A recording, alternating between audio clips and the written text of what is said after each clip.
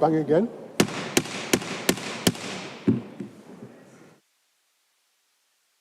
Councillors, ladies and gentlemen, will you please stand for the Chairman of West Northamptonshire Council, the Vice Chairman of West Northamptonshire Council, the Chief Executive of West Northamptonshire Council, and the Reverend Dr. Father Ted Hale, please.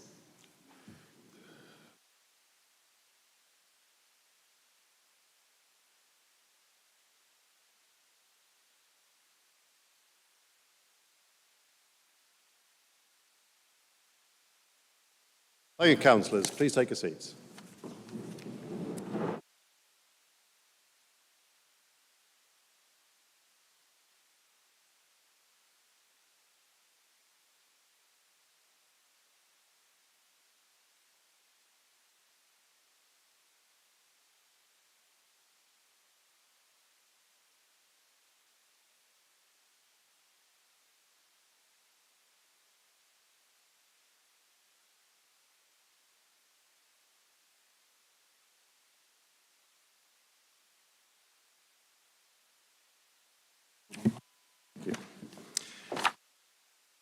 A very good evening to all, and before calling the meeting to order, I'd like to ask Reverend Ted Hale, Council Chaplain, to lead us in prayers.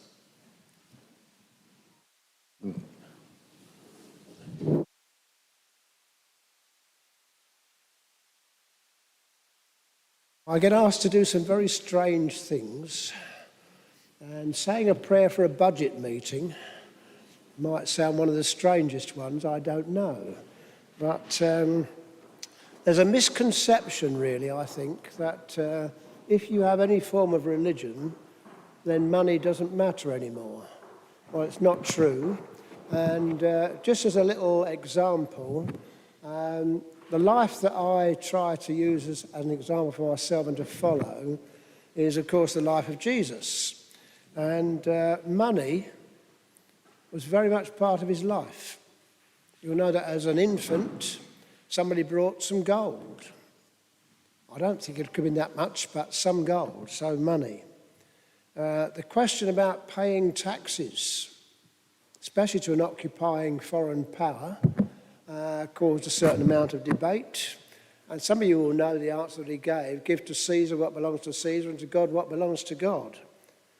And then, of course, there's the parable of the talents, or the parable of money, where people are given some money to use, and two of them use it wisely, and one opts out or cops out, if you want to think about it, but didn't use it much. And then, of course, Jesus himself was betrayed for money, 30 pieces of silver. And then somebody, some kind person, paid for his tomb. So right from birth to death, money, money, money. And it's easy to think that trusting in God or honouring God and our use of money are two quite separate things. No. How we use money, ours, or the money that other people entrust to us, is part of honouring or dishonouring God. And your meeting tonight, of course, is about how you will use the money that people are entrusting to you. So a brief prayer. If you want to bow your heads, please do. God in heaven, grant each one here the gifts of wisdom and integrity, and give us that spirit of generosity which puts the needs of others before our own interests. So may we provide sound education, worthwhile employment, care for those sick in body or mind, an environment in which all can flourish, and an example of good stewardship which merits the accolade, "Well done, good and faithful servant. Be part of your true master's joy." Amen. Amen. Thank you. Thank you very much, Reverend Ted. Please do feel free to stay for the entire meeting. I'm sure your wisdom and opinions always count, definitely.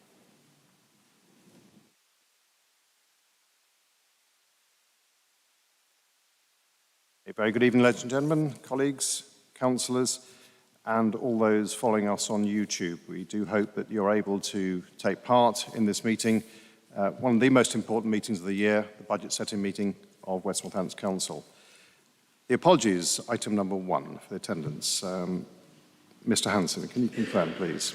Thank you, Chairman. We've received apologies from Councillors Anne Addison, Dermot Bambridge, Munakali, Alan Chantler, Pinder Chauhan, Gareth Eales, Terry Eales, Rupert Frost, Joe Guilford, Terry Guilford, Rosie Humphreys, Charles Manners, Colin Morgan, Catherine Russell, Laura Stevenson and Stephen Hibbert. I've also been notified that Councillors Hughes, Ashraf and Tarasiewicz have given apologies for late arrival. Thank you very much. Any further apologies at the meeting at all? Councillor Anna King should be here a little later on. Thank you, Councillor Patel. Make a note of that. Okay, item 2, declarations of interest from members and officers. To receive a declaration of interest, and West Northamptonshire Council takes seriously any breach of the Code of Conduct where a matter arises at a meeting in which a councillor has a disclosable pecuniary interest. The member must disclose that and declare that interest and not participate further in any discussion or vote further on the matter, and must not remain in the room unless granted special dispensation. Councillors are asked to declare the item, the number in which they have an interest, the nature of the interest, and whether it is a disclosable pecuniary interest or non-statutory interest. Item 3. Is the Council wish that I sign the minutes of the previous meeting as a true and accurate record? Thank you.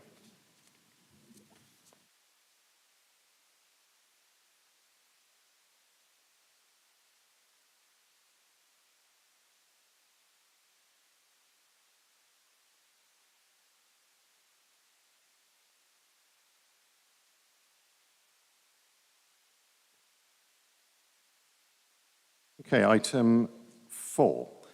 Please remember that we'll be using electronic voting system as we have been doing so now for some time, and all your votes will be asked to press yes to vote in favour, no to vote against, and abstain is self-explanatory. Votes on the budget must be recorded, and if you have any issues voting, please let us know and raise your hand at the time, and we will take your vote separately. I'd also like to remind members that the changes to Council procedures rules agreed at the last meeting are now in operation. Please do remember, contributions to debates are now limited to 2 minutes, and the guillotine will also come to effect at 9:15 p.m. This is by constitution. Please enable me to manage that constitution as fairly as possible at all meetings. I'd like to welcome also Kate Ironside, the Senior Lecturer in Journalism and Media from the University of Northampton, who is here with some of her students to observe the meeting. I wish you a very warm welcome and I hope you find the meeting of interest. If you have any questions, do please feel free to approach any of our officers, or if you'd like to raise a point this evening, please feel free to do so also. A little reminder for all members that we are coming up to International Women's Day, and it's also the Members' Information Day on the 4th of March. There will be some more information being circulated through the information briefing from Communications. Please look out for the details. The Information Day is there for all of us to understand the Council, how it operates and where we are. We did have a very good induction in terms of that not so long ago, and I'd like to encourage as many members as possible to partake in that Information Day, so please do look out for more details on that. You'll also find a little box on your tables this evening. It's a very important little box. As you can see, it says "Feels unsafe, report it.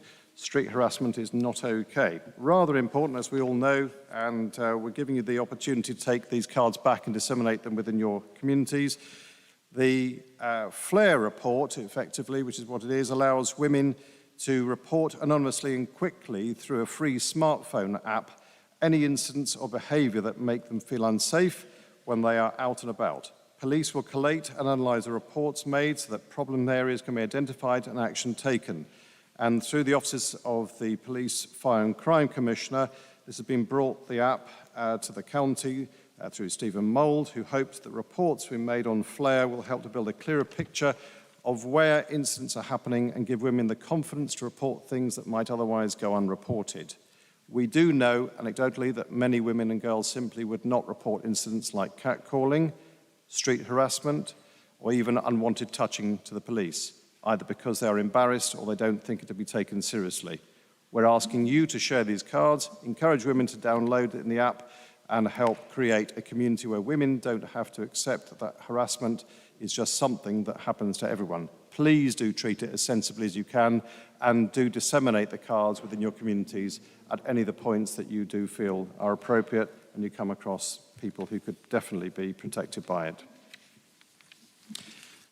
We've also got, very importantly, on Friday, the special service that's taking place here at the Guildhall to mark the 12 months, as it is just about now, of the invasion to Ukraine by Russian forces.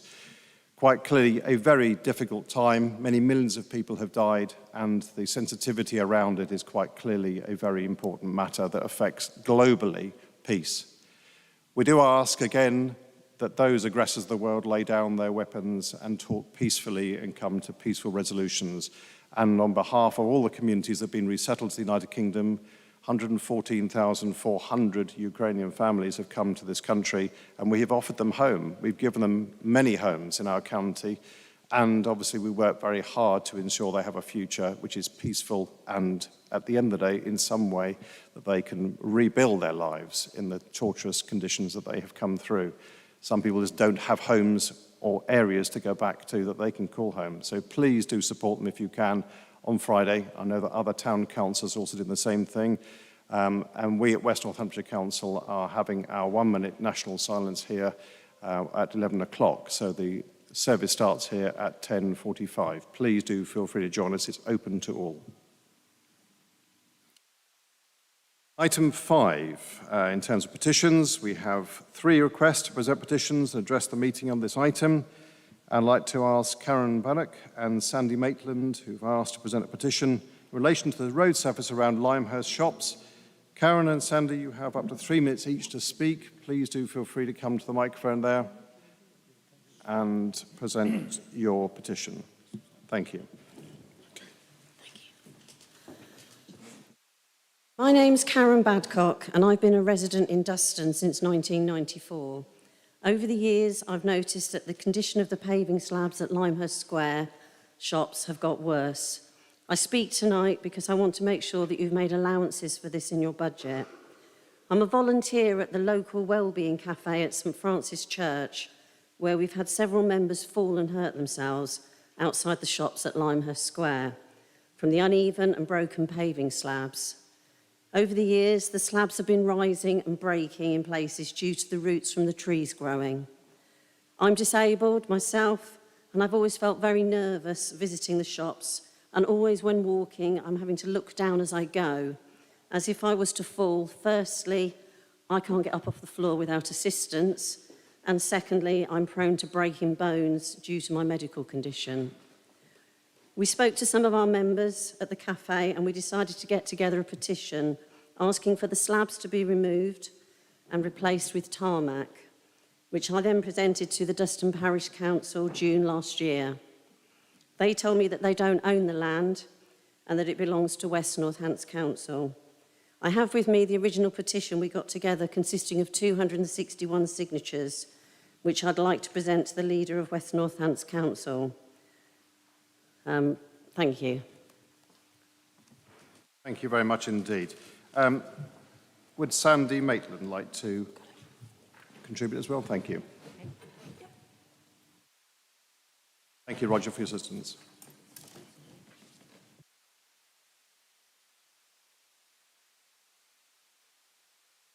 Thank you, Sandy. You have 3 minutes. Okay. Good evening, councillors. I'm Sandy Maitland, a parish councillor in Duston. And I wish to comment on your proposed budget, which you are debating tonight. Mrs Badcock has already spoken about Limehurst Square Shopping Centre, so I'd like to draw you a picture and set a scene. The Limehurst Square Shopping Centre is set within an area where many residents are housed by your own NPH social housing, which should be an indicator to you that we have considerable social need here. Those who rely on this shopping centre find transport either difficult or expensive, or both, and so they shop within walking distance. Many are elderly, disabled, have permanent healthcare needs, or are otherwise financially disadvantaged. It's a local shopping centre for local people meeting local needs.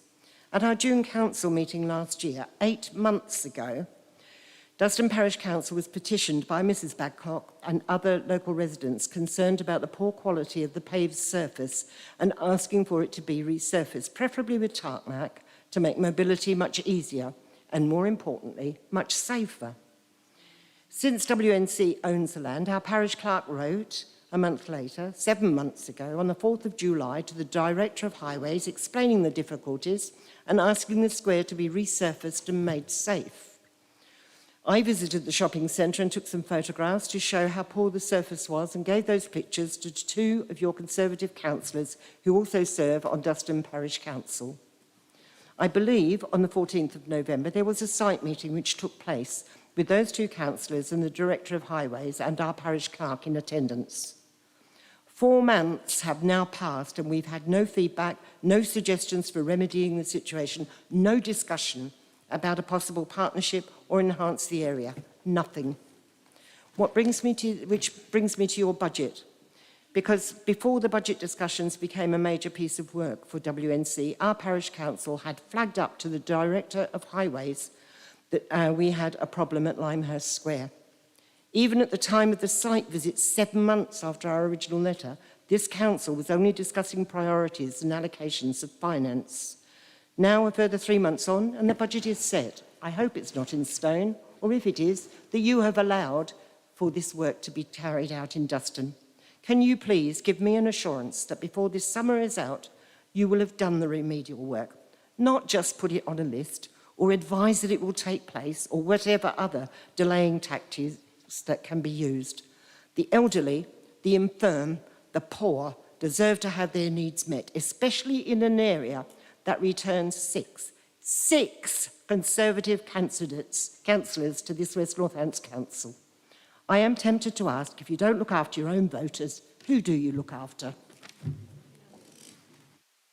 Thank you very much indeed, Mrs Badcock and Councillor Maitland. If you can present the petition to Roger. If you have that, please, and we will get your response within the next 7 days, if we could do that, please. Anna, that would be very helpful. Thank you.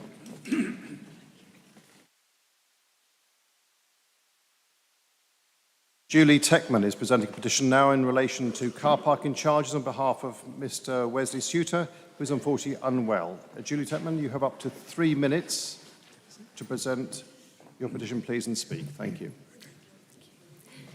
Thank you. My name is Julie Techman. I own Vintage Guru, an emporium which is home to more than 90 tiny little independent businesses wanting to trade on the high street. And I'm here today to speak on behalf of the 720 businesses that operate in Northampton Town Centre and pay levy to the bid. As a Northamptonian, born and bred, I chose to set up my business 4.5 years ago on the beautiful St Giles Street because I wanted to be part of reviving the town centre. Yet in this time, it's been noticeable that changes made to parking charges, both on the street and in the car parks, have affected not just local people's attitude to coming into town, but to footfall itself. The price increase may only be 10 pence an hour, although that actually represents a 10% increase, but the impact on the public means that less people will come into town as a result, choosing to go to places where parking is free, and the benefits of price rises are negated. And yes, I do know that this will be the result of the increases because every day I have customers, visitors to the town centre, telling me so. Indeed, footfall to my own shop has fallen simply as a result of the negative publicity surrounding the proposed increases. We're worried that these plans are counterproductive. The last increases in 2018 saw a drop in footfall of 50,000 people, representing a 20% decrease in income from parking. And if the same happens this time, and it seems likely that it will, based on public reactions and the huge disruption to the town centre over the next few years, the council is looking at not the 10% increase in revenue from parking that it plans, but being around 12% worse off. It's easy to argue that I and other business owners are being naive and focusing on the negatives of your plans, but the petition set up by Wes Suter and the Chronicle and Echo attracted more than 1,300 signatures in just over a week, with comments making it clear just how angry people are, especially when they see people to some other towns in the county paying nothing for their car parking. We're not asking for parking to be free, but we want it to be competitive with other retail destinations. I don't begin to understand the complexities of the corporate plan and intended budget, but I noticed that the fourth of the Council's 6 priorities is to create thriving towns and villages, yet we can't see any short-term vision for Northampton Town Centre. These parking increases won't only affect visitors to the town, they also have massive impact for the staff working in the town centre, who currently pay around £8 a day simply to come to work in low-pay jobs. An additional £4 a week may not seem much to some of you, but parking costs averaging £50 a week is a huge amount to someone earning around £350 a week. And we can't pay them more because, guess what? Our income drops when people stop visiting the town. If you come into Northampton on a Sunday, you'll see the cafes busy, the shops buzzing, and a real sense of community in the town centre. Why? Because parking is free on Sundays. If you introduce a fee, even a small one, people will go elsewhere. How do we know this? Because they tell us. You aim to protect funding to meet the demands on critical services by increasing charges for discretionary services, that is, the ones people can choose not to use. But when they choose not to use the town centre and pay to park, they choose also not to shop in our shops, eat in our restaurants and drink in our bars. In short, your decision means we pay ultimately. We all understand the need to balance the books and provide care to the vulnerable, but those of us who've chosen to live and work in the town centre are begging you to consider how parking increases will impact on town traffic. Thank you 10 very pence much, an hour Mrs. and the Beckman. reintroduction may not be much to you, but it's our livelihoods. Please don't let us down. Thank you very much indeed for your contribution. Okay, item 3. We have Mr. Martin Gorrod of Welford Parish Council has asked to present a petition in relation to bus services. Mr. Gorrod, you have up to 3 minutes to present your petition and speak, please. Thank you. Thank you very much. I'm Martin Gorrod, I'm Chairman of Welford Parish Council, and I'd like to present this petition to the Council to ask them to continue to provide funds for rural transport and the 5960 bus route specifically. It consists of 272 signatures collected online and 106 signatures collected on paper. Our rural villages do not exist in self-sustaining isolation. With the centralisation of services that have come about from the creation of the unitary authority, our villages can feel very isolated indeed. Interconnection of our communities is becoming ever more important if we want to create thriving communities, and bus services are critical to supporting that interconnectivity. Without them, villages cannot support a diverse and stable village population. Living and working in them will become only possible for those that can afford a car and do not have health or age-related conditions that prevent them from driving. For those that do have their own transport, it just leads to greater town congestion and environmental impact arising from increased car travel. Everyone in the West Northants area should have equal access to all the services of the area and the ability to get to them if they aren't provided locally. Running an effective but profitable bus service is challenging given the rural spread of our communities in the north of the county, which is why grants are critical. For that reason, the Council needs to continue to support the provision of a bus service throughout the county by providing funding and grant support. Thank you. Thank you, Councillor Gorrod. Appreciate your contribution. Please do let Roger have your petition. Thank you.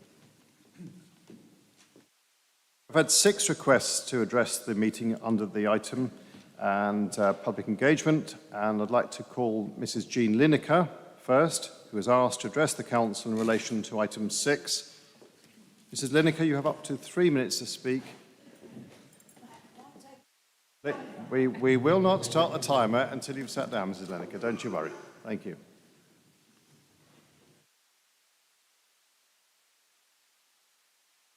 Thank you, Roger, for your help.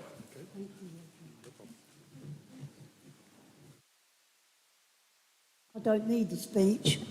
I'm going to do it from the heart. I've just got pointers. I just want to say to Councillor Phil Larratt, when are we going to get our assessment for highways? And I'd like to know about the housing issues as well while I'm here. I can't even get down to the shop without my walker. Not even with my walker can I get down there. We've had building problems. I've had my roof caved in from housing. We've had the roads are full of potholes. We've got all steps and mainly no disabled access. This is illegal for no disabled access. All we've got is steps down alleyways. 45 years of housing, all going down the pan, if you'd ask me. We've had subsidence. When I was a councillor, I had to deal with subsidence, and that was horrific. The paving slabs go like this when I go down, just to see a friend. I find this is disgusting. Another thing is, I don't know who belongs, you know, the car parking bits. Who does that? On the houses. That's wearing thin. And Drywell Court, where I live, that needs redoing too. I'm not going to talk about the fly tipping because that's horrendous as well. But I'm glad we've got a warden. We've had the warden for over a year now, and I'm happy with him. But the problem is no disabled access. All steps down alleyways, and even the alleyways are all cracked with paving slabs going down there. I can't get across the way to go to my local shop or to the community centre for exercise for the elderly. The elderly and disabled, even those in electric chairs, they can't get down there, which I find disgusting. I'm sorry about that, and I'm sorry about the length of time that I'm going to take, because I'm waiting, and so is the MP waiting, for results from both housing and highways. Councillor Larratt has known this for nearly a year, and I want results for the people of Riverside. That's it. Thank you, Mrs. Lineker. A question to Councillor Larratt. Are you aware of the facts and details so you can follow them up after this meeting? Just use... Roger, could you just cancel the microphone at the desk there, please, for a moment? Thank you. Thank you, Mr. Chairman. I am fully aware of the issues in Standens Barn, and as Jean knows, we did come and visit the area last year. Following that, it was agreed that there would be a joint review of the footpaths and pavements, etc., across Standens Barn.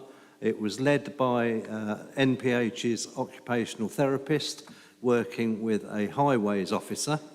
I'm pleased to say that the very first draft of that report has become available just this week. That is being finalised and hopefully will be published fairly soon, and the recommendations will be considered and taken forward. But Thank you very much. There's the report, Mr. Chairman. Thank you, it's Councillor. nearly ready. Okay, thank you very much, Councillor. Thank you, Mrs. Lineker. Appreciate your contribution, and Councillor Larratt does definitely have it in hand to deal with now. Okay, we have Mrs. Sandra Moxon of Brixworth Parish Council has asked to address the Council in relation to item 6. Mrs. Moxon, you have up to 3 minutes if you'd like to ask your question and speak. Thank you. Thank you. Good evening. As Chairman of Brixworth Parish Council, I am deeply concerned about the proposed cuts to public funding for bus transport in rural Northamptonshire. These cuts directly contradict the Conservative Party's stated aim to improve transport connectivity and demonstrate this Council's lack of commitment to supporting rural growth and development. The Conservative government recognises that poor transport connectivity leaves rural communities behind in terms of economic, educational and social opportunities. The government's own Rural Transport Strategy Review aims to increase transport options, to deliver on decarbonisation and to support local growth and development. It is therefore deeply concerning that this Conservative-led council is proposing to cut the budget by £215,000. This move directly contradicts the party's own intentions. This council must take responsibility and invest in public transport to support the well-being and prosperity of rural residents. By refusing to invest in rural transport for your constituents, you are sending a message that rural residents are a burden rather than an asset. This goes against your own party's wishes to address the issue of dependency on private cars, the lack of access to vital services, including education, and the limited economic and social opportunities.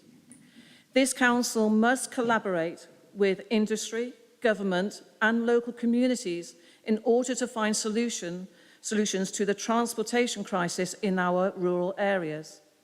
As the ONS recently highlighted, the lack of reliable and accessible public transport is hindering economic growth and productivity in our region. It also stated that employers are at their wits' end.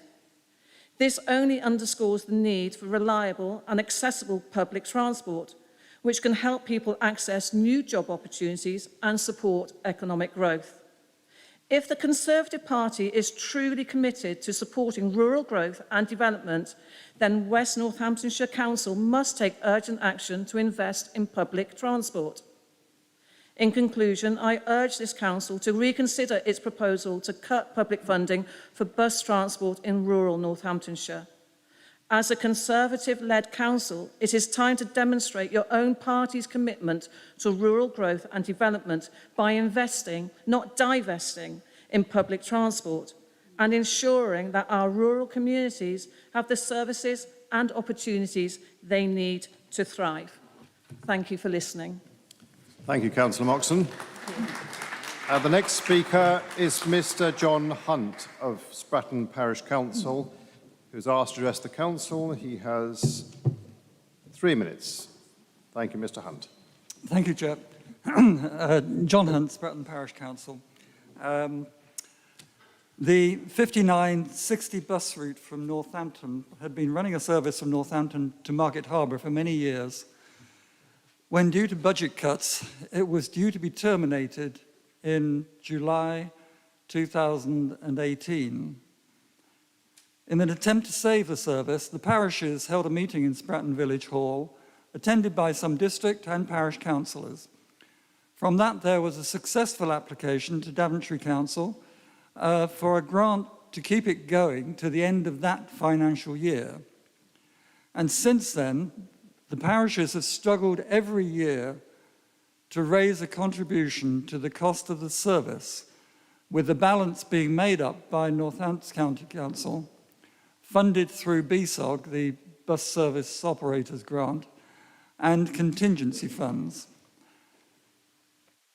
It has been touch and go as to whether the funds could be found each year. And this year it looks even less likely that the parishes can afford to continue the contributions, even though the need for rural transport is essential. So many promises have been made by local and national government in support of keeping and instigating better rural transport, but there has been no concrete signs of that support when we most need it. I see that West Northants Council is planning to cut the funding once again, and this time it will mean the end of our 5960 service. This will cause hardship to those who use it, as it will leave without any form of transport all those who can't drive through age, disability, or lack of money. If a better service was to be provided, more people would use it and it would be more able to pay for itself. Please consider the individual's need, the environmental imperative, and the policies and promises local and national government have continually made to improve rural bus services.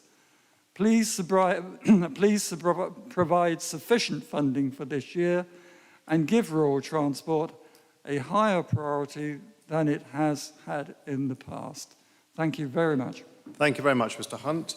And Mrs. Anya Willis now of Restore Northampton has asked to address the council in relation to item 6. Ms. Willis, you have 3 minutes. Thank please. you. Thank you very much for your questions. Thank you. Good evening. I'm here to represent Restore Northampton and Central Vineyard Northampton, and on behalf of the VCSC of Central Northampton. I also stand as interim chair of the Food Aid Alliance of West Northants. We wanted to put forward our viewpoint that the increase in parking charges and the parking charges to be introduced on Sundays will be detrimental to the health and prosperity of our town. We believe that that Northampton can be a thriving community and love to see that on the commitment from the council. However, these charges will work against that, in our opinion. We work as a voluntary sector to bring communities to life and to see hope and prosperity for our town. We work with those in crisis, with those on very low incomes, in poverty, refugees, those with no recourse to public funds, and have a volunteer base, over 1,000 volunteers across the Northampton Town Centre who work to reduce poverty and work with vulnerable people. If there are increased parking charges to access town centre services such as food banks and community projects, as well as what's been voiced from the retail sector, we feel that this will be a hindrance in accessing these services. Just speaking on behalf of Restore Northampton and Central Vineyard, we serve around 6,000 adults and children each year through a wide variety of projects, including the food bank and family services such as Grow Baby, parenting courses, and work with families around their budgeting and improving their financial capability. We know that there's rising costs on public transport, and with increasing costs of parking, this will just hinder those on very tight incomes. We really want to partner with West Northants Council in bringing communities to life and seeing Northampton thrive. I don't believe that these changes that have been suggested will do that. So on behalf of the VCSC of Central Northampton and the charity and church which I represent, I would urge you to reconsider the proposals in the budget to central parking charges. This decision will not bring life to Northampton. It will be the death of our town. A proposal from us would be either an increased time of free parking, a minimum of 3 hours, considering that most volunteering opportunities are a minimum of 3 hours, even on a Sunday, or free surface level parking, with then parking charges implemented in the multi-storey car parks. Or perhaps there could be a waiver for charities with free permits offered to those volunteering, those accessing services, and those in greatest need. Thank you. Thank you very much, Ms Willis. And many thanks for all the excellent work that Restore does. We now have Councillor Daniel Sohn of Northampton Town Council, who's asked to address the meeting. And you have up to 3 minutes, Councillor Sohn. Good evening, Chairman. I would say that no one in this room this evening, there is no one in this room this evening who has not felt the pressure on their own household budgets in recent months. Likewise, there are very few organisations who have not been squeezed by the hugely damaging impact of Putin's illegal war in Ukraine and the effect that it's having on hard-working, freedom-loving people across the world, and notably here at home in the UK. That's why, despite the fact that I'm bitterly disappointed that some measures in this budget are necessary, I fully understand the pressures that the current global economic turmoil places on some of the most crucial services that West Northamptonshire Council deliver. I would like to ask that the Council gives consideration to the way that it communicates these pressures in future. Not all residents of West Northamptonshire Council will be aware of the intricacies of how an increase in demand and increase in costs are putting serious pressure on services such as adult and children's social care. And I understand it's not just this council feeling the pressure. Of course, Labour-run councils in Coventry, Barnet and just down the road in Milton Keynes are all increasing their council tax by the maximum amount, with Milton Keynes announcing that they will be scrapping services also. I read with interest that the Labour group on this council have even put forward a half-hearted attempt at an amendment to this budget.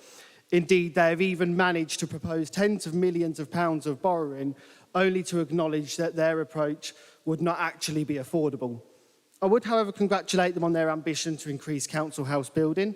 Since 2010, more council houses have been built in the UK than of any of the 13 years of the previous Labour government. So it's nice to see them finally come up to speed and, might I say, welcome to the party, as it were. But it's what they don't say that tells us more. They have made huge headline-grabbing noises in the past couple of weeks about parking in our town centre. Yet only last week they turned down a viable alternative plan which would have secured free parking on a Sunday. And amazingly, despite all their virtue signalling, all their bluff, all their bluster, the word parking does not appear in their amendment, not one even mention. Thank you. Thank you very much, Councillor Stone.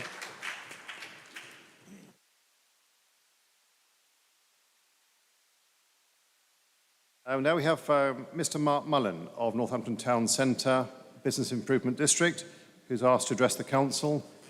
Mr. Mullen, you have 3 minutes to speak. Thank you very much. Evening, everybody. My name's Mark. I'm the Operations Manager for the Business Improvement based in Northampton, and as Julie said, we represent 770 businesses within that location. If I'm honest, I hadn't prepared a speech tonight because I had actually received an email declining the invitation to speak. So this is completely on the hoof, really. And I spoke to the Cabinet meeting last Monday around the graph of facts that we had, really, based on the parking increases that were applied way back in 2018 and the comparative negative effect that it had on the trends that existed in the previous year in 2017. So really just to emphasise the point that Julie made, that is the only information that's based on fact, and it would be really nice to be able to understand and analyse a financial proposal that is actually based on fact as well. Going back to the figures that Julie quoted, so we did unfortunately see a reduction of 50,000 visitors on a weekly basis going back in 2018. And my gut feeling is that there is the reality and the potential for that to be exactly the same if that was applied at this point in time. Looking at how that equates that 50,000 visitors on a weekly basis based on where current footfall is, would equate of 20% of that. So there is a real challenge and a real concern that although there is the proposal to increase and generate increases of revenue to the tune of 10%, is that the council could be in a position of actually facing a deficit of 12% less based on what they currently receive at this point in time. So it is really just a final plea for everybody that's making a decision tonight, is that from my personal feeling, from the feeling of the bid, this isn't the right decision, and really just the opportunity for you to make a final reconsideration really before you cast your votes. But that's it. Thank you. Thank you very much, Mr. Mullen.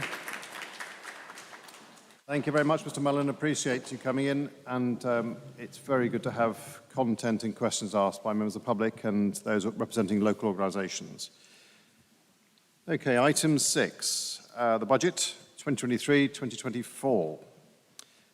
A protocol for debating the budget has been issued, and following the requirements set out in the Council's constitution, councillors can find a copy of this protocol on their desks. Please do check that you have one there. Under this protocol, a nominated councillor for the administration will have 30 minutes to move the budget. The leader of the Labour group or their nominee, the leader of the Liberal Democrat group or their nominee shall have up to 10 minutes each to make a statement or propose an amendment. The leader of the independent group or their nominee shall have up to 5 minutes to make a statement or propose an amendment, and any non-aligned councillor shall have up to 2 minutes to make a statement or propose an amendment as well. These will be taken in order set out in the protocol, and any amendments proposed must have been submitted in writing prior to this meeting. In accordance with the requirements of the Constitution and the conclusion of the debate on each amendment and on the substantive budget, a recorded vote will be taken. I'd now like to invite Councillor Longley to introduce the report and move the budget. You have up to 30 minutes. Councillor Longley. Thank you. Thank you, Chair. Hopefully I won't need 30 minutes. Well, everybody, thank you very much for coming up. And I'm going to be throwing quite a lot of numbers at you this evening, but they'll all be fairly high level because of the quantity of them. It's a complicated budget, as we all know. So if any of you do have a specific, then just email myself or Martin, and we'd be very pleased to follow up on it. But say a lot of numbers tonight. So, and I'll start off by saying, how rapidly this year has passed. It's just so, it seemed 5 minutes ago that I was doing the same thing again. And the day that I introduced the 22-23 budget, we'd had a good year, the first year of the council, and we'd took the view and made it plain that this was going to be a year of consolidation. Those that were there will remember that, I'm quite sure.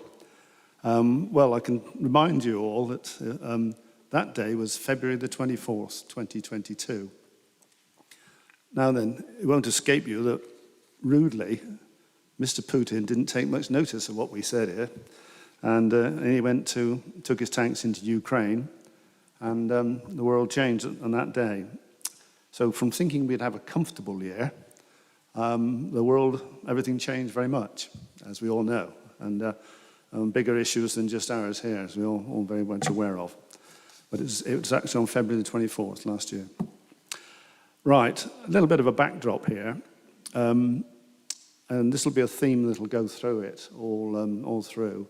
You all know that the increase that's going to go through is 4.99, and you're all very well aware of that. And I'm talking about last year for starters, 4.99. And I'm got here in my notes that inflation has turned out to be 10% more, whatever number you like to make of it, but it's a darn sight more than 4.99. So now it didn't happen all at once; it happened over the year, but it very rapidly appeared to us at the end of Q1 that this wasn't going very well. We had inflation at 5%, we call it, and price at 5% and inflation at more than 10. So therefore, we had to make up the difference. And how do you do that? Well, there's only two ways you can do it, and that's price and productivity, in particular productivity. And so that's what we set about doing. And there were lots of meetings with all the directorates, and they pulled their weight. They did a most excellent job there, without exception. And so now we're coming to the end of this financial year, and I can tell you that Q3 has come out, and what it's showing at the moment is that whereas adults were scheduled for 108 million, they're looking as if they're going to come into 117, i.e. 9 million overspent. Place, 84 goes to 87. It's actually 3.5 overspent, is what they're saying. And children, 71 to 79, 8 million overspent. All the others are in either outright or improved. The net position that's turned out to be, given all the mods, and if anybody wants the detail, please let me know, is at end of Q3, it looked as if we were showing a 3.9 million overspend at the year end. Now, I don't normally make these confessions, but we had a little bit of a windfall as well. Much to our, we knew we'd get something, but the windfall we got was much bigger than we thought, and was actually on the business rates, and it turned out to be 5.9 million. Now, you'll immediately see that if everything stays as it was in end of Q3, then we're 2 million to the good, and we would put that back into reserves. Now, we've now got period 10 has come out. Period 10, children's got worse by about 800,000. But others have got better. And the current outlook at the year end, at the end of period 10, is 2.9 overspend. Bear in mind, we've still got the 5.9. So it's looking, all things being equal, like we'll balance the books. However, I always say this, it's so far so good. And that's all I would say there. And that's the position. Anybody wants any more detail, please let me know. So that's the story. So if children's improves, then we'll be better off. If the children stays the same, we'll be, as I've just described. If children's gets worse, then of course it's correspondingly less. So I'm hoping that we'll put something back into reserves, bearing in mind we use the 5 million from reserves during the year. Okay, so I'll move on to this financial year, and the principles are pretty much the same. 4.99% increase, you're all aware of that. Inflation, well,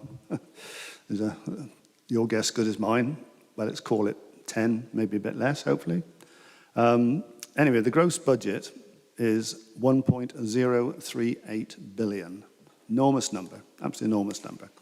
However, you then have the dedicated school grant, which is a pass-through, and I'll come to that a bit later on, of 444 million. So that leaves us a net expenditure budget of 594 million.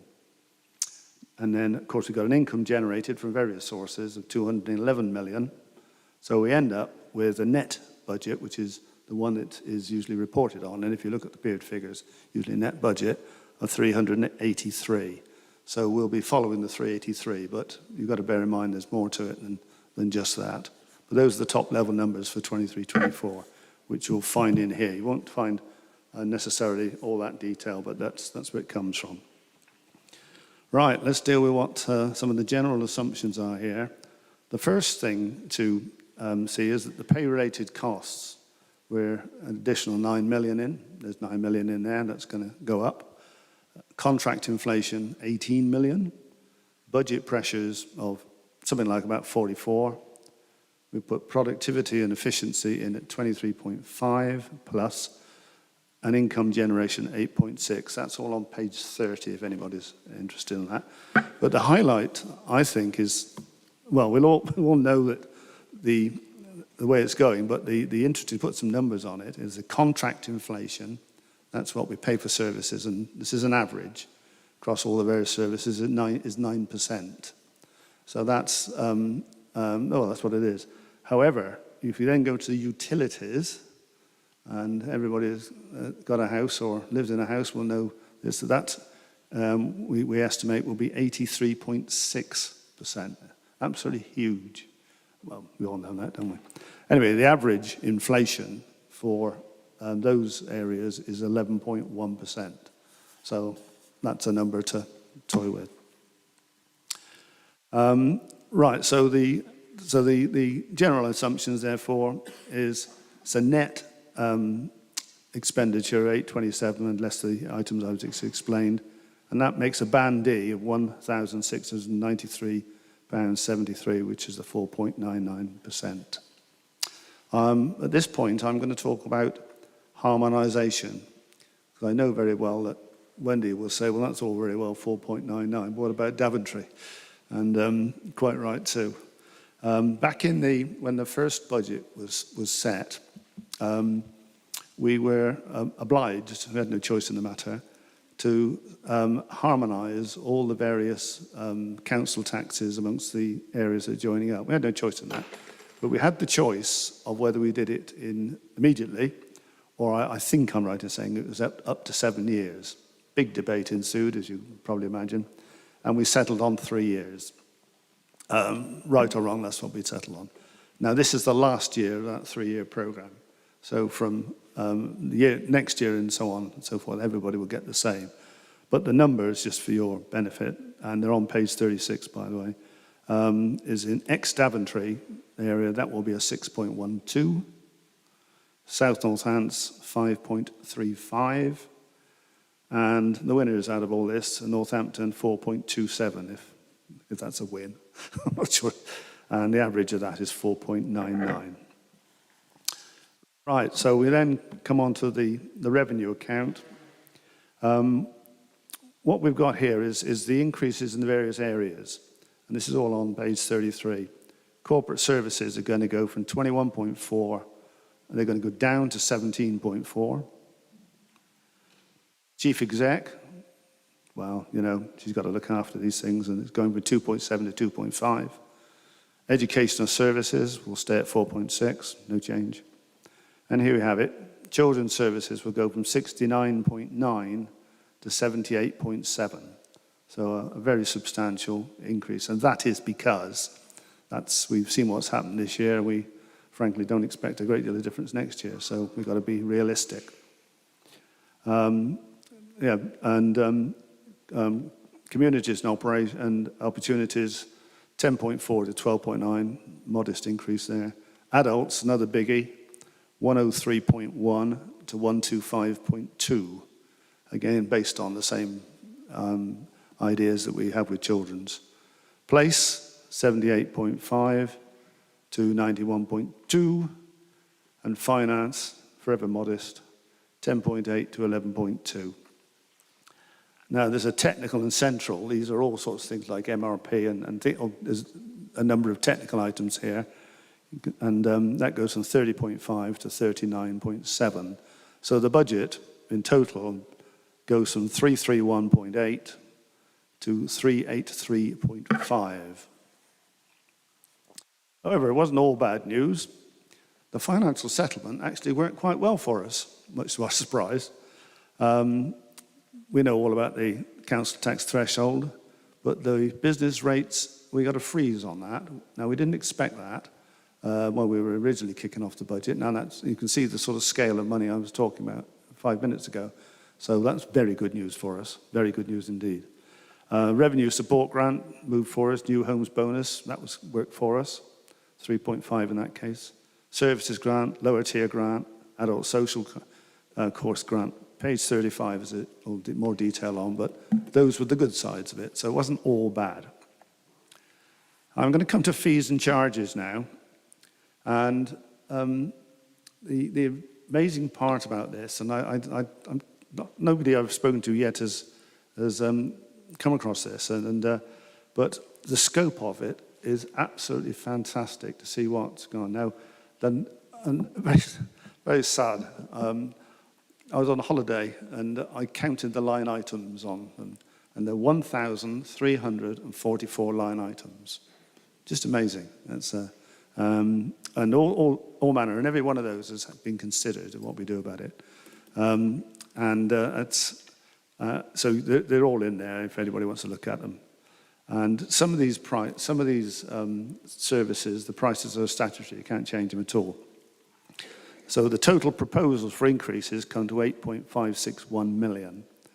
And that makes a total of 211 million income, where I got the 211 from all sources of income. That includes grants and all sorts of things like that. Now, I'm going to talk at this stage, and I'll come back to it, about country parks, because one of the amendments that's been proposed is that on a Saturday morning there's a fun run, as you probably know, both in Daventry and in Brixworth, and this is a very good thing, and they don't stay there very long. So there's been amendments proposed, and I'm going to put it in my proposal at the end as part of this, that we don't charge at a country park on a Saturday morning until 10:30, by which time that the fun run should have been complete and everybody on their way. And I'll couple this whilst I'm on changes, is that we've heard about buses, and particularly I think it's 5960 from Market Harbour to Northampton.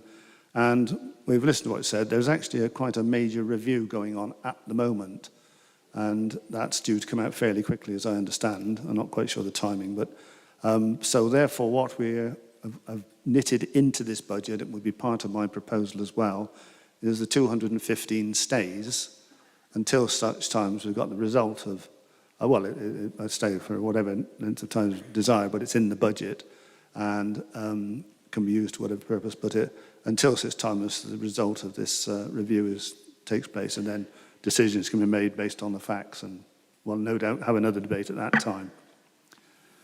Moving on to the capital strategy, you're probably all aware that any capital of any significance goes to the Capital and Assets Board, chaired by Martin, very competently as well, and it's working out very well indeed. And there's a criteria that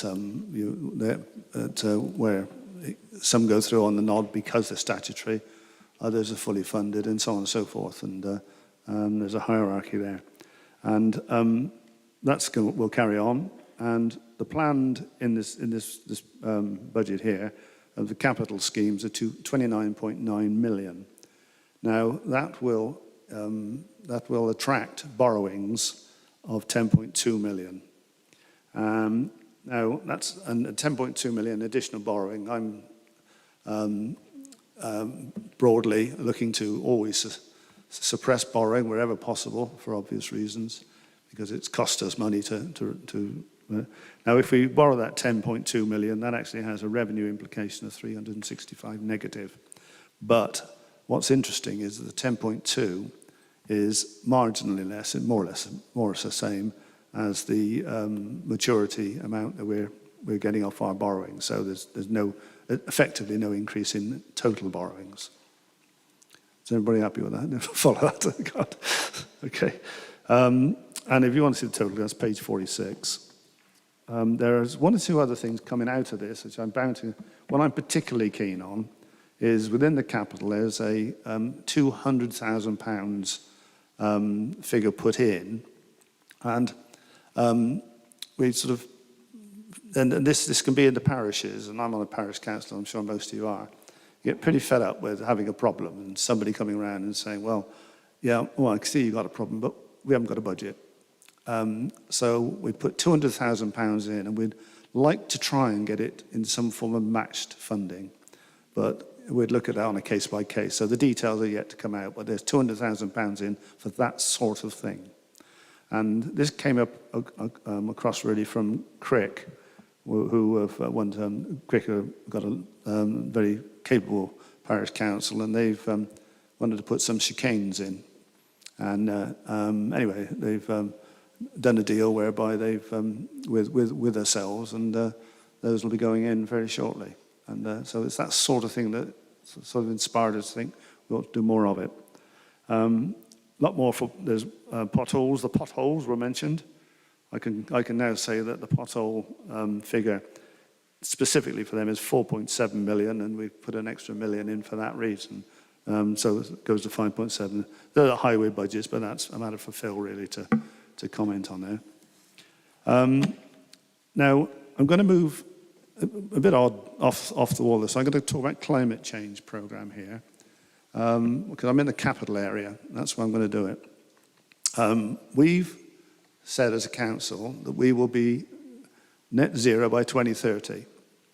Now, you can't ignore that if that's what we've said. And frankly, I was very sceptical about it. That, well, that's all very well. What are we doing about it? Can I see it? So I went and talked to a number of people on the subject to see just what we were doing. And I went in very skeptical, and I came out a convert, I'm about to say. Now, I don't know if anybody you all had available to this document. It's very good indeed. And it has the ability to be delivered. And what it says on page 4... Sorry, Councillor Longley, can you confirm what the report is you're reading from? It's the West Northampton Council Emissions Report 21-22. Thank you. And it's readily available. Now, what's interesting, it shows where 100% of our carbon and how much that is. And this is what we specifically control ourselves. It's not the whole of West Northampton. That's quite a different what we control ourselves. And and it goes on. I'll just quote a few. 26% is heating, 20% roughly electricity, and there's a very good one here, one I really like. Well, I like the name, but I don't like the impact. 18.43% is referred to as fugitive emissions. What that means, it's in the ground, and we're not going to be able to do anything about that over in the short term. It'll disappear over 100 years or so. But what we can do is we can tackle the 26% and the 20% electricity by generation ourselves. If we go above that, then we can actually offset other things as well. So there is a route, if this council is prepared to go down that route with the investments that are required. But they'll be tricky decisions. Okay, so I just thought I'd tackle that one up front, because I know it would be a question that one or two of you might ask.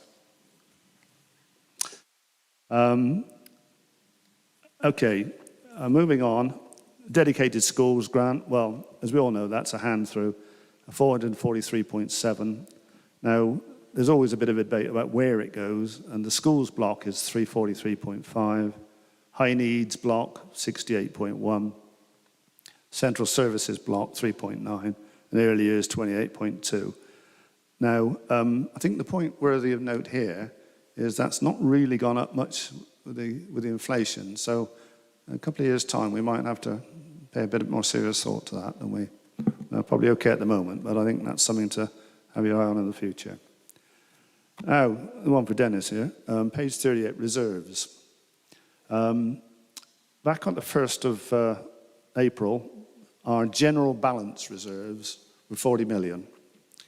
At the end of this financial year, our expectation is that we'll come out with 35 million because we used 5 million of those reserves during the year. Having said that, you all heard what I said earlier. There could be a couple here either way. We won't know that till the end of the month. And the total reserves, you'll observe at that time last year was 150 million. We're now going in at this year end with 101. And the reductions are, there's about 40 million really, service specific and technical, which you put in there to do this topic and then you spend it. Nothing wrong with that. And the other one was a smoothing reserve of roughly 20 million. And that's as much as anything like COVID and things of that nature. So the one to concentrate on is the 40 million, because that's the one of last resort. Now, my second confession, there's a contingency inclusion in 23-24 figures. And this is based on the experience of this year. You know, it surprised us. It's based on the experience with the children's. It's based on the experience with the adults' demand. It's based on the inflation projections, and it's based on the fact we're only getting 4.99% increase despite inflation. So there is a contingency in there of 10.9 million in the base budget. Hopefully we don't need to use it. And if we don't, then happy days. But if we do, of course, we will use it. Now, going to borrowings. What's interesting here is the externals borrowings. We've got approvals. We've got approval we can go. We have no intention of going. Could go. Our ceiling is 800 million. We're currently, our external borrowings of 500, external borrowings that have been sanctioned by this council were 593, and our forecast is it will come out 530. So we're down 63 billion. Now, the interesting point there for anybody who's prepared to listen is that the borrowings over 50 years is the interesting point. If you look at the maturity profile, you'll see that 420 million of that 530 is in excess of 30 years before payback, and they're all fixed term. The majority are fixed term. There's one set of LOBO loans that are not, but the balance are fixed term. So the objective there is to inflate away the debt. I would have done the calculation for you, but I thought, no, perhaps not. But, okay, I'll finish on another high note here. The pension fund, we had continues very positively. We had an investment committee this afternoon, actually, and the pension now stands at 135% covered. Well, probably too high, really. Now, the last valuation was actuarially was on March the 31st last year, and if you valued it today, it would be more so than it was, because it wasn't 135 back then. And it allowed a reduction in income in this budget of about 2 million. So from various, not just us, from across all the various contributors. And it will be next valued again, because this happens every 3 years, and then you decide on what you pay in, depending on, I mean, if it was down, say, at 75, it would go up, if it's, and so on. But that's currently very good. So I'll come to conclusions. It's going to be another tricky year. It's pretty obvious. And I won't, you know, sort of one of the things you also got to look at here to really underpin that is that we've currently got base rates, bank lending rates of 4% base. And if you look at the forecast here, they're likely to go up 4.25. They've gone small points probably. Could go up as high as 4.5. So the whole of this year is likely to be in the fours at least.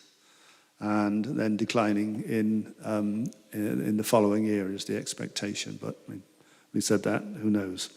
So you end up 4.99% increase of the council tax.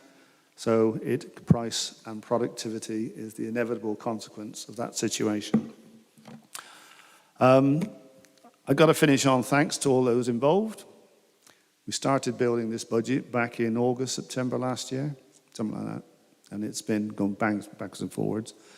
Every directorate was involved, and they're very good. They really got down to it. We've got a great team, really have. Thanks to them and the staff. We then went to budget clinics, and it's an iteration. And what I would say, it was a team game, and that's really good. Really good indeed. The government settlement was favourable. So, and thanks in particular to all the finance staff for drawing it all together, and that's pretty good. So I'd like very much to propose the report, please, and to include the £215,000 for the buses, as described earlier on, and the free parking up to 10:30 on a Saturday in the country parks. Thank you, folks, for listening. Thank you very much, Councillor Longley, for the introduction to this year's budget. And Councillor Kevin Parker, I believe you'd like to second the budget. You have 2 minutes. Thank you, Chair. I've got nothing to add, but I reserve my right to speak later. Thank you. Okay, thank you very much indeed. We now have some amendments to the budget. They've been proposed and circulated ahead of this meeting, and you should have copies on your desks. If you have not got one, please do let me know. And I'd like to invite the Labour group, please, Councillor Daniel Stone, if you'd like to propose amendment on behalf of the Labour group, you have 10 minutes. Thank you. Thank you very much, Chair. The Labour group's position is that we would really welcome the learning that we had from COVID, which was that we can work collaboratively across this council, that we can work with partnerships, that we can be nimble, flexible, and we can respond to needs. So I'm inviting the members opposite to support this amendment and help us deliver it. What we're focusing on is need. We see that there's been a huge amount of issues in the country. Climate emergency, housing crisis, the National Health Service is in crisis, schools are in crisis. Every which way we look, there is a crisis. And the impact that's having on our residents is incalculable. And one of the things that we all regret, I think the members opposite me regret too, is that over the last 15 years, we have seen in our predecessor authorities the complete wipeout of preventative services. And this has led to huge, enormous demand pressures that we're facing now. So we want to do something about it. We want to be radical. We want to take the bull by the horns. We want to do something about housing. If you're homeless, if you're living in social overcrowded conditions, if you've got no hope of getting a roof over your head when you're a young person, you cannot possibly have a sense of well-being, and you cannot manage your life properly going forward. So we need to do something about that, and it's very urgent. We've got 4,000 people on our waiting list. That's 4,000 households, that's 12,000 people, plus lots and lots of people living in really seriously overcrowded conditions. We've got lots of people living in temporary accommodation. It's completely unacceptable. We want to see a much more radical approach to housing. We want to double the new builds that we have planned. We want to take control of temporary accommodation. Instead of putting £4 million of public money into private pockets, we want to take control of that. One of the scandals that's been going on in this authority, as well as across the country, is in supported lodgings, supported housing for people with learning disabilities and for children coming out of care. So at this moment, we've got 107 young people from the ages of 16 to 19 living in supported housing without any parental support. The supported housing is private housing, and all our public funding is going into private pockets, often back to the Cayman Islands, and it's frankly unacceptable. So what we've put into this budget is a provision for £150,000 to do a feasibility study to see how we can increase the new build, how we can repurpose our own buildings for temporary accommodation, and how we can make provision for our own children with our own accommodation and our own supported care staff. So I'm asking you to support that. We are proposing in this budget to address the urgent issues we have around the mental health and the physical health of our young people. We're asking you to support investment in our young people, bearing in mind that in 2009, £4 million was taken out of the budget for youth services, and what we're seeing with our young people now is the consequence of that disinvestment. Over the years, that disinvestment amounts to £60 million. We're suggesting we have to address those issues with a degree of urgency, and we're asking for an investment from this authority of £8 million in our youth provision, as outlined in our amendment, which would then attract an additional £5 million if we work in partnership with an organisation called Onside, because they would bring in sponsorship. There are revenue implications for that. So what we would end up with is a capital spend in all of the major towns, so £1 million in Daventry, Towcester and Brackley, and £10 million in Northampton. But £5 million of that would be brought in by sponsorship. And a lot of the revenue costs, particularly in Northampton, 70% of that would be found by Onside. We think this is really, really important. I don't think we can delay investing in our young people anymore. We're asking you to support that. Some of our other proposals are more modest in scale, but they're equally important. So we're proposing that we start generating our own income by monetising our services. So that means being proud of what we do really well and offering that as services to other bodies. It's something that happens in other local authorities, and I think, you know, we have really good policies, we have good services and structures, we have excellent training, and we could monetize all of that and bring money in. That would require some investment in the first year, so we would need a dedicated officer for that, but that post would pay for itself as the money started coming in. We're asking you to approve 2 measures to meet the green agenda. One I think is really, really important. We've just had a report out in the national press telling everybody, the whole world, that Northampton is one of the worst towns for air pollution. I think that is absolutely shocking when we don't have any heavy manufacturing here, do we? We don't have any quarrying. These are all vehicle movements. So we need to do something about that. And we're suggesting a very modest spend. £7,000 is very, very modest to actually address car idling. And I think that's a really, really important thing to do. We have huge pollution levels around, for example, the Barrett's maternity unit. It's unthinkable that we're allowing pregnant women and newborn babies to be in that context where they're surrounded by vehicles idling on 4 sides of that hospital. It's unthinkable. We need to do something about it. And we need to harness the energy and commitment of young people, it seems to be. So we're putting in provision for training to go into schools to help create champions for that programme with our children. People will have noticed, I think, that over COVID and beyond, because of the cost of travel, many more young people are using bikes to go to school, college, and for leisure and for work and for leisure purposes. Nearly every young person I know has got a bike. There is a huge problem with that because not every young person knows how to mend their bike and they don't have equipment to mend their bikes. And so we're proposing to support cyclists by having bike repair units. I think it's a fabulous idea. I'm very excited about it. Lots of other European countries have this provision. So we're proposing that we have bike repair units, 1 in each of the major towns and 3 in Northampton, situated, of course, where cyclists would find it the most beneficial. And lastly, but not least, we are very mindful of the cost of living crisis and how badly hit organisations are, how badly hit the retailers are, public bodies are, but how badly hit our residents are as well.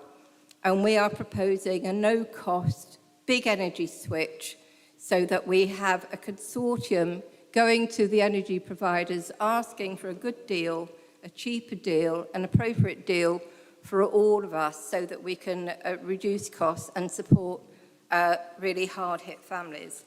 What we're trying to do with these amendments is a number of things. We're trying to bring in preventative measures to stop families going into crisis and putting extra pressure on our services. We want to support young people and address their needs. We know what their needs are because they tell us, and we want to support them in doing that. We want to address some of the green measures that can easily be done at quite low cost. There's a lot to do, but every activity towards that helps meet our targets. We want to encourage the council to start bringing in new money. We cannot go on relying on residents paying council tax and stealth taxes to meet our budgetary needs. We've got to bring in fresh money. And lastly, collaborative action where we all join together for the greater good, I think is a very sound principle, and I would commend that to you. Thank you very much. Thank you, Councillor Stone. Just confirm, did you raise any of those points at budget scrutiny meetings? I raised quite a few of them, actually, Chair. Thank you. I'd like to invite Councillor Wendy Randall now to second the amendment. You have 2 minutes. Thank you. Thank you, Chair. I'm incredibly proud to second the Labour Group's amendment to the budget.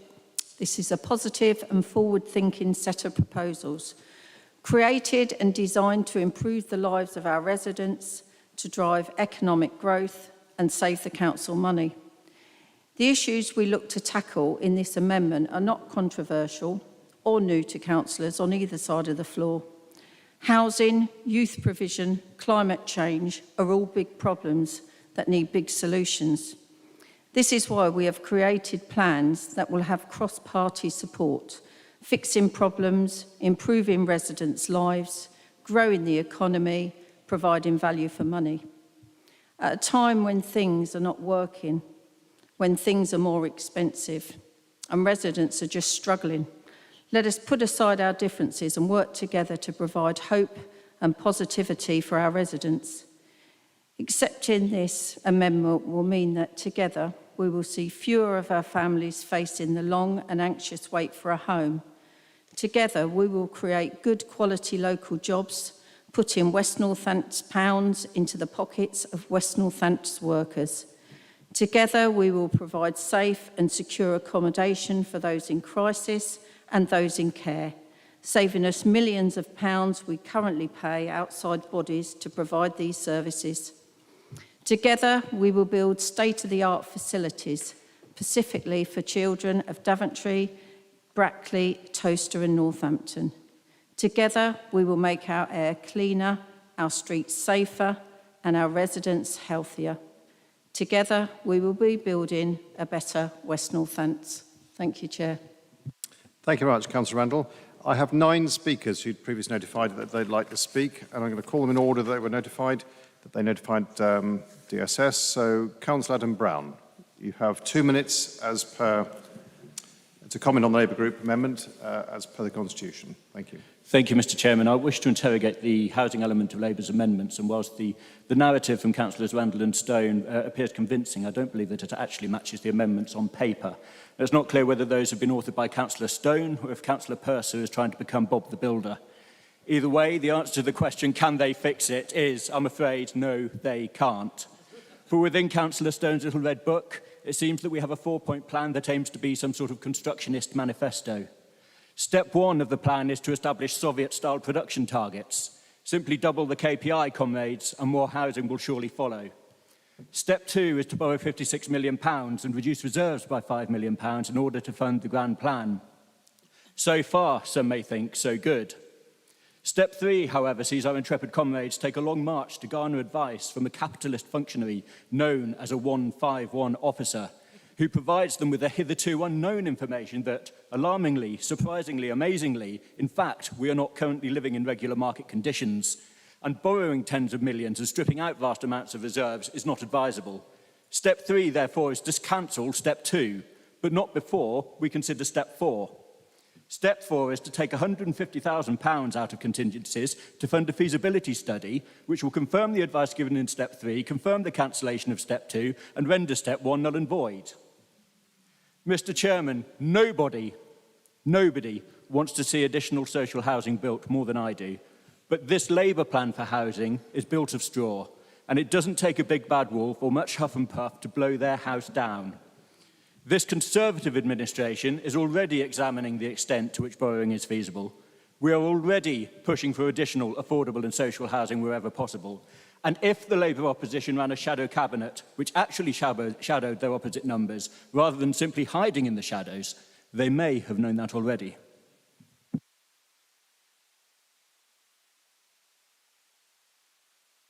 Thank you, Councillor Brown. Councillor Emma Roberts. Thank you, Chair. Well, I certainly can't follow that. We've got a lot of comedy in the Conservative ranks this evening, haven't we? And I'm a little bit disappointed, to be fair, Councillor Brown, because normally you're a really kind of fair councillor, and I don't particularly think you were there with your snide jokes. So, but hey-ho. So, I want to talk a little bit about the community big switch. Collective energy switching uses the bargaining power of a large group to get a competitive offer. Data from studies of community switches over the last 10 years have shown success in helping a significant number of households that can be considered vulnerable consumers. In some of the early studies, 33% of those that switched as part of these projects had never switched before, hadn't done so in the last 3 years. For those of you that don't know, the recommended switch timeframe is a 3-year period to get an individual the best deal. The schemes can be made available to those on and off gas grid, so it also supports our rural communities.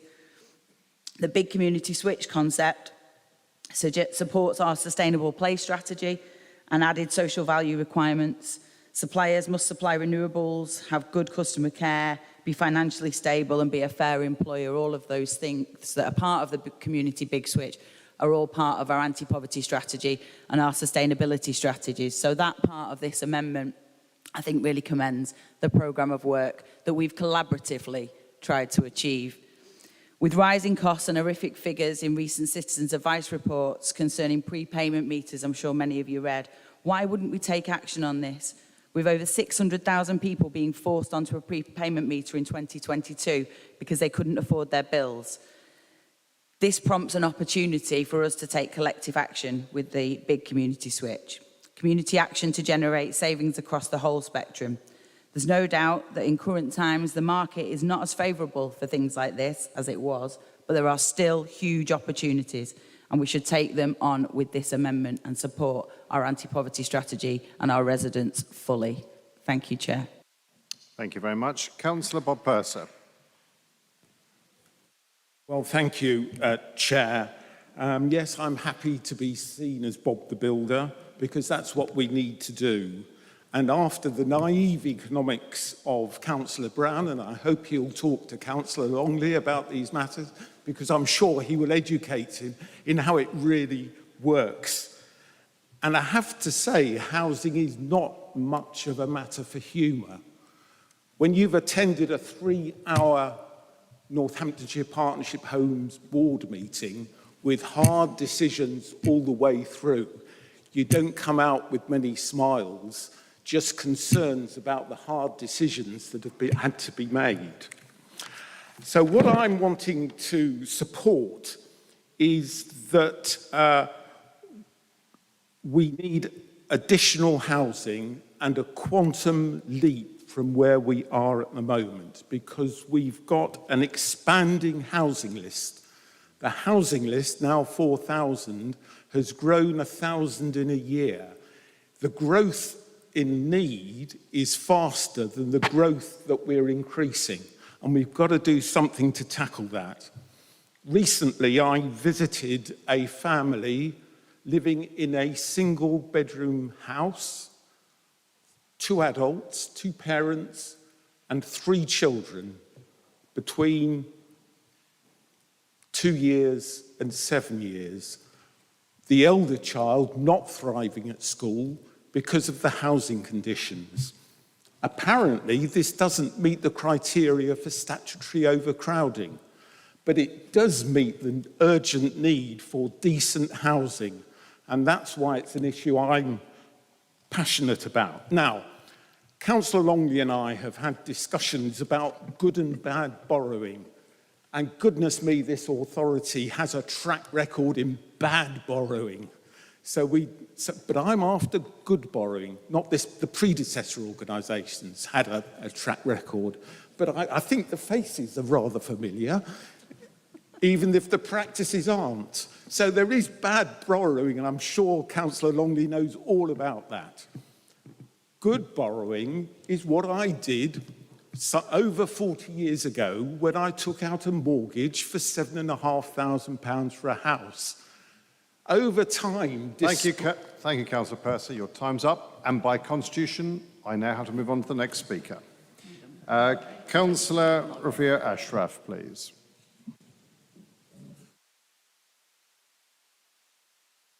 Thank you, Chair. I want to speak in favour of the Labour amendment and in particular for youth services. I am one of the councillors for an area of high deprivation. Kings Heath has one of the highest crime figures in West Northants. It registers on the index of multiple deprivation as one of the most deprived areas in the country, not just in West Northants. The area has a high number of people excluded from the job market, people suffering ill health and people who are victims of crime. There were 262 recorded crimes in the area in December 2022. We have a high number of exclusions and numbers of children lost to education. There are no youth services in Kings Heath. It's a vicious circle. Parents are reluctant to let their children out in the evenings because of grooming by gangs and gang drug culture. County lines are operating in Kings Heath and Spencer. Our children and young people are in danger of becoming a lost generation. COVID made it all a lot worse, with increasing numbers of children and young people suffering mental health issues. GPs and mental health services are overstretched. We badly need to break the cycle of disadvantage. We need to give our communities hope. The place to start is with the young.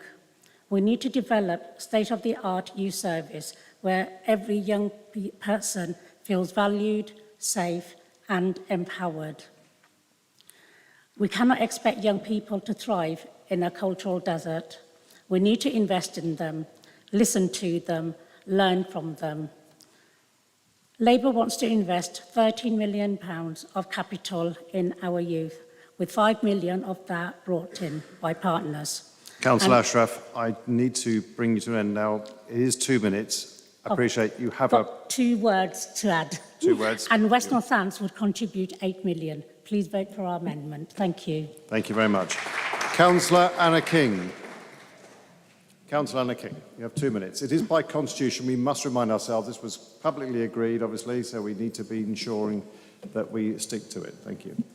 Thank you, Chairman. I'll be continuing on youth from Councillor Ashraf. So, having a look at it, yeah, wonderful idea and something I'd really like to see. Of course, you know that I'm Youth Forum and I've been involved in that for 10 years. We've still also got 2 of the most prominent ladies sitting right here that look after education. So we're extremely passionate about these kind of ideas. Unfortunately, we do not have the money. We simply don't have it. Malcolm's explained how tight the budget is. We are willing to engage with Onside. I've had a look at them. I know they've got 9 other projects running. So it's definitely worth a conversation that Councillor David Smith and myself will take forward, probably Councillor Fiona Baker as well, but it's simply not something we'd be able to accept as an amendment to the budget. With the other idea of the bike station in there as well, wonderful idea and probably much needed. We do already fund similar projects in Northampton. Not sure about the rest of West Northamptonshire, but it is something that probably a charity could apply for from the community fund. I think that's something that would easily be suggested and something that we could look forward to. Thank you very much, Councillor King. Councillor Zoe Smith. Thank you, Chair. So a number of years ago, when the Northampton Borough Council declared a climate emergency, I mentioned that I was one of several young people looking at whether we felt able to have children in the current climate and what we're facing.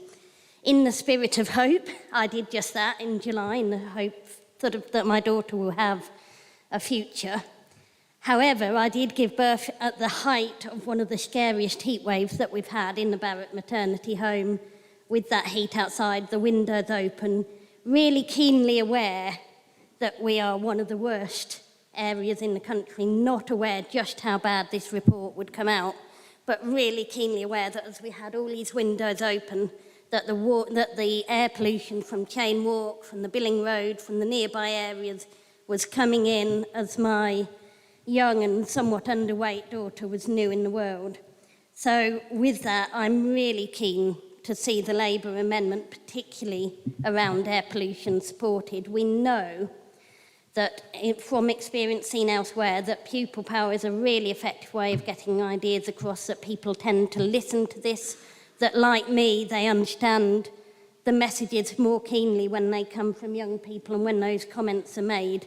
We really desperately need to do something about it, because not only was my daughter born amongst all that air pollution, she's now growing up around it. And as much as I love Northampton and love living here and our culture and our history, it begs the question about how safe you feel bringing your children up within that context. The equivalent of smoking 189 cigarettes a year is terrifying. So I really think this is something we've got to act on.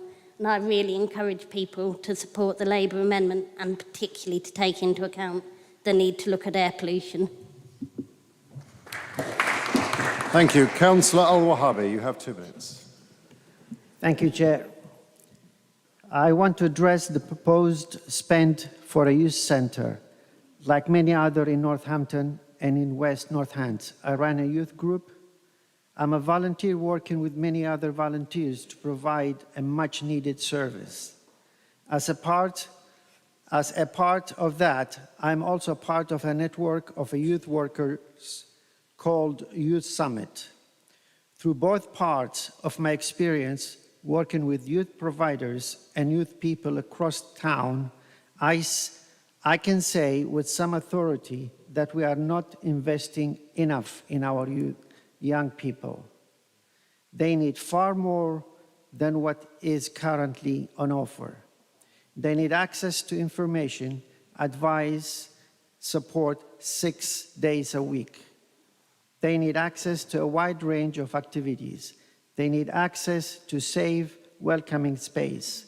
They need their voices listened to.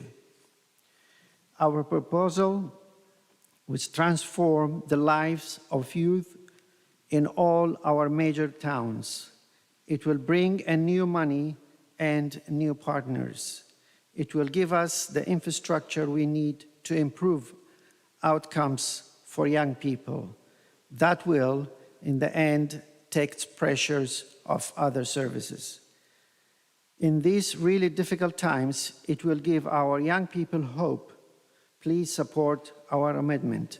And Councillor Adam Brown, the only thing I would say, wow. Thank you, Chair. Thank you very much. Councillor Irvine Swift. Thank you, Chairman. I must say I'm a bit surprised by the amendment of Labour. Councillor Longley changed a bit 2 lines on his budget because he listened. And as our chairman asked during during all the review of the budget, the Labour Party didn't propose all those ideas. I'm sure Councillor Longley will have listened a bit more than today. But where I'm surprised by the list of the amendment, because are we not already helping our young people? Are we not already working with our housing provider? Are we not working on the better quality of air? So tell me why we are not trying to do. So I must conclude, looking at the minutiae of this amendment, that the budget the administration is proposing is a good budget, is a measured budget, and has taken into account all the challenge for next year. So I thank the Labour group to have put that minutiae, but also I will remind Councillor Wendell, she said work together. So next year, if she could work together starting in December with Councillor Langley, it would be very appreciated. Thank you. Thank you, Councillor Evans-Smith. Valid points. Councillor Sally Beardsworth. Thank you, Chair. I think that I do support the Labour budget because I think it's something that we need to do. The right to buy, from the 2014 to 22, we lost 1,080 homes. We have 4,000 people on the waiting list. We've lost so many things. We've got teenage children waiting for healthcare, and the list gets longer every time. The health authorities can't cope with the waiting lists and the problems that causes. Youth was cut to the bone in the county council before we went into the austerity years. And so now we have reaping with all these gangs and the problems because children have got nothing to do, nowhere to go, and they get bored and then they get into mischief. So I think we need to look hard at this because not only do we need homes, we need a youth provision service that's going to look after our children in the future. We need to look at the right to buy. We need to assess how much money we can take out of the budget without causing too much risk. And I understand there is a risk, but sometimes you have to take a risk to provide homes for people. Your home is the most important thing you can have in your life. It's where you seek sanctuary, it's where you raise your family. It does a lot of things to bring you comfort. If you haven't got a home, and I can tell you I've worked with the homeless people and I know how precious a home is. So if any way you can support some of this, I believe that we should be putting more money into housing. I think it's an essential service. Thank you. Thank you, Councillor Bearsworth. Councillor Sharps. Thank you. I support the youth element of this amendment, mainly because it really strikes hard at the heart of what is missing, and that is currently we have great youth services within the county, but they need more money. Unfortunately, we are at that point. We've had great feedback from WNC in many places and great support. But unless we put enough money in for the future, those supported groups will not continue. So for me, that is why I support this. Thank you. Councillor Rimmons. Thank you, Chair. I just think I agree with a lot of the sentiment of what Labour is saying here. I think there's some potentially good ideas, but I think as with any big decisions at council, I just think the best way for this to go is through scrutiny and through proper due process, go through in full detail and ahead of next year's budget. Obviously, there's some in here potentially because of the small cost of some of it that potentially could come in if everyone is agreed and it's scrutinised and agreed that it will be effective, that could potentially come through within the current or the coming financial year anyway. But I just think that making decisions of this size at this kind of juncture where it hasn't all gone through proper due process is a very, very dangerous ground for the council to be on. And I should think all of us with the best intentions of all the services that WNC provides and for all the residents of the West Northants area, the best way to do it is to follow due process. Thank you, Councillor Rimmons. Councillor Meredith. Thank you, Chair. I wasn't going to speak on this, but when I heard Councillor Brown slagging off the Labour Party for saying about their budget... OK, Councillor Meredith, I know you have some very polished language because I've heard you make some fantastic statements. So let's see if we can do the same thing tonight. Okay, I'll withdraw the slagging off. Thank you. You've got to realise that I am a Londoner and I am a Cockney, and I could use worse language than that if I was in London. Anyway, Councillor Brown. Councillor Meredith, you have 1 minute and 20 seconds. It's yours, sir. As you see fit to use good language of the Queen's and the King's English. I hope you're going to give me the extra time for interrupting me anyway. I'm complimenting you, sir. I will try to proceed. The thing is, Councillor Brown, I wish that you would be more specific in your opposition to when these amendments are put forward, so we can really understand what you're saying. I couldn't really make out what you were saying and explaining, and I would like it more in plain language, please. I'm so glad that the Labour amendment is saying that they put more money into housing. When I go down to my area and see how deprived and how bad the housing is getting, I would certainly support the Labour amendment. And the cycle scheme that they're coming up, what a brilliant idea. And I hope that that is not going to be lost, because that is absolutely a brilliant idea. We're talking about climate change. Well, surely that cycle initiative would be really useful, and it would be a useful thing for that to happen. And really, you can't expect the charities to take up that opposition. It's got to come, really, it's got to come from the council to show some sort of initiative. So I would fully support this Labour amendment, and I would thank them for putting it forward. And I think you it's very quite much indeed, Councillor Meredith. realistic. Thank you very much. Yous. Okay, we have 4 more speakers. Councillor Baker, I'm not sure if you were indicating that you wanted to speak. Thank you. Thank you, Chairman. For those of people who work with me on a regular daily basis, they will know that my roving youth workers have been mentioned many times before, so I fully support youth work. I just want to tell you actually what we are doing about it. We haven't forgotten and we're working on it very hard. The People Directorate have created a partnership youth offer board to promote the development of a West Northants-wide youth offer and improve access to youth services. As part of this, we're supporting 2 capital bids currently being developed by the voluntary sector for submission to the National Youth Investment Fund.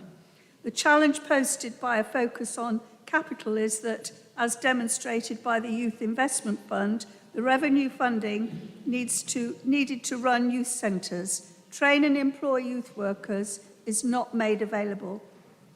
The WNC Youth Offer Board is therefore also focusing on support for workforce development. We recently met with the Chief Executive of the National Youth Agency, Lee Middleton, and explored a number of options to progress our aspiration to increase access to youth services. Also accessing apprenticeship levy funds to support the training and recruitment of youth workers. 2 apprentice youth worker posts are already agreed as part of the Well Northants team, and will work alongside the community development workers in our target communities, helping us to engage specifically with young people. We intend to expand workforce development by linking to the university youth work programmes and further using apprenticeship opportunities. Supporting the activity of the Regional Youth Work Unit, allowing access to national funding agreements, asking the newly appointed LGA peer review process to visit West Northants and undertake a review on will help us to benchmark current provision and make recommendations to our Youth Offer Board, and this is in progress. I agree with the councillor who mentioned over there about Kings Heath. I've mentioned, Kings Heath Primary, I've visited many, many times and also assisted in them having a community larder, which is so popular we need to look for a bigger location. Thank you. Thank you very much, Councillor Baker. Councillor Nunn? Thank you, Chairman. I'll comment very, very quickly on just 2 parts, just to assure, first of all, Councillor Purser and all of the directors of Northamptonshire Partnership Homes on our commitment to house building.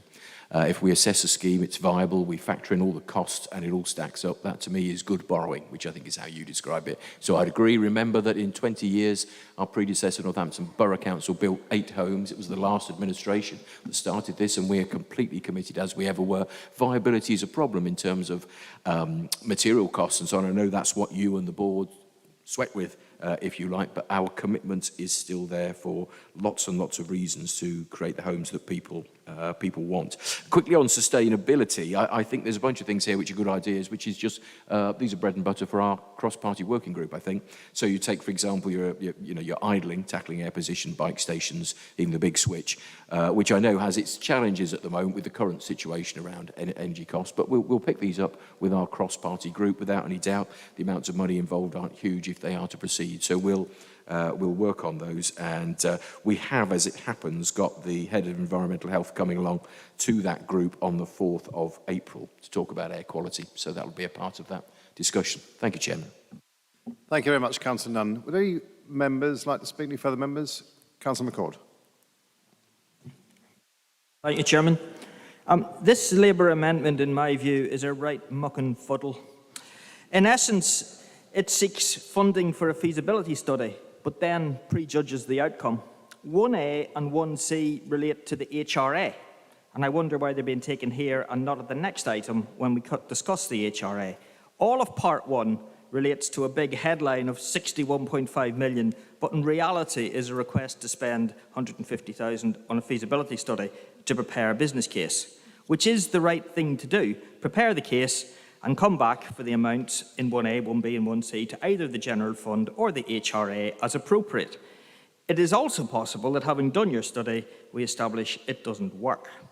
Part 2 seeks 8 million investment for youth, in part externally funded, the revenue strain paid for by reducing the contingency. 10 million spent in Northampton and 3 million outside of it. I'll say no more.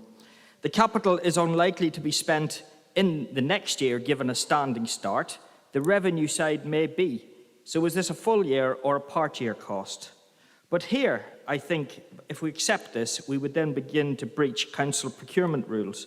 The partners identified may be the preferred ones of the Labour Party, but are they council ones? Are there others with better deals? I don't know. But we cannot short-circuit procedures and risk legal action, as would be the case, where I fear, if we adopted this.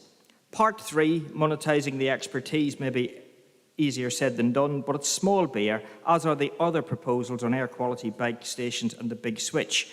The latter one I'm nervous about, as members just need to look at Bristol and Nottingham councils who dabbled in the energy markets and got burned badly. And I have another question. Are Ofcom actually allowing switching? Because every time I look, computer says no. Nonetheless, this is a fascinating insight into how they think finances work. Here are some fag packet calculations wanting 70 million of borrowing on a whim, and my mate in this charity or other organisation says so. A great job of spin over substance. Headline proposals amounting to 70 million of spend, but in reality is a small tweak to the contingency of about £1 million. Thank you, Councillor McCord. Appreciate Thank your you. help there. Thank you. Councillor Goldie. Thank you, Mr. Chairman. All I wanted to do was pick up Councillor Purser on his point around education and bad borrowing, and if it was issues around bad borrowing with regard to Northamptonshire County Council, I just wanted to make sure he's educated and his colleagues are educated to the fact that the most horrendous examples of bad borrowing were done when the Labour administration ran the County Council, notably Lobo loans and some very choice PFIs. Thank you. Thank you, Councillor Goldie.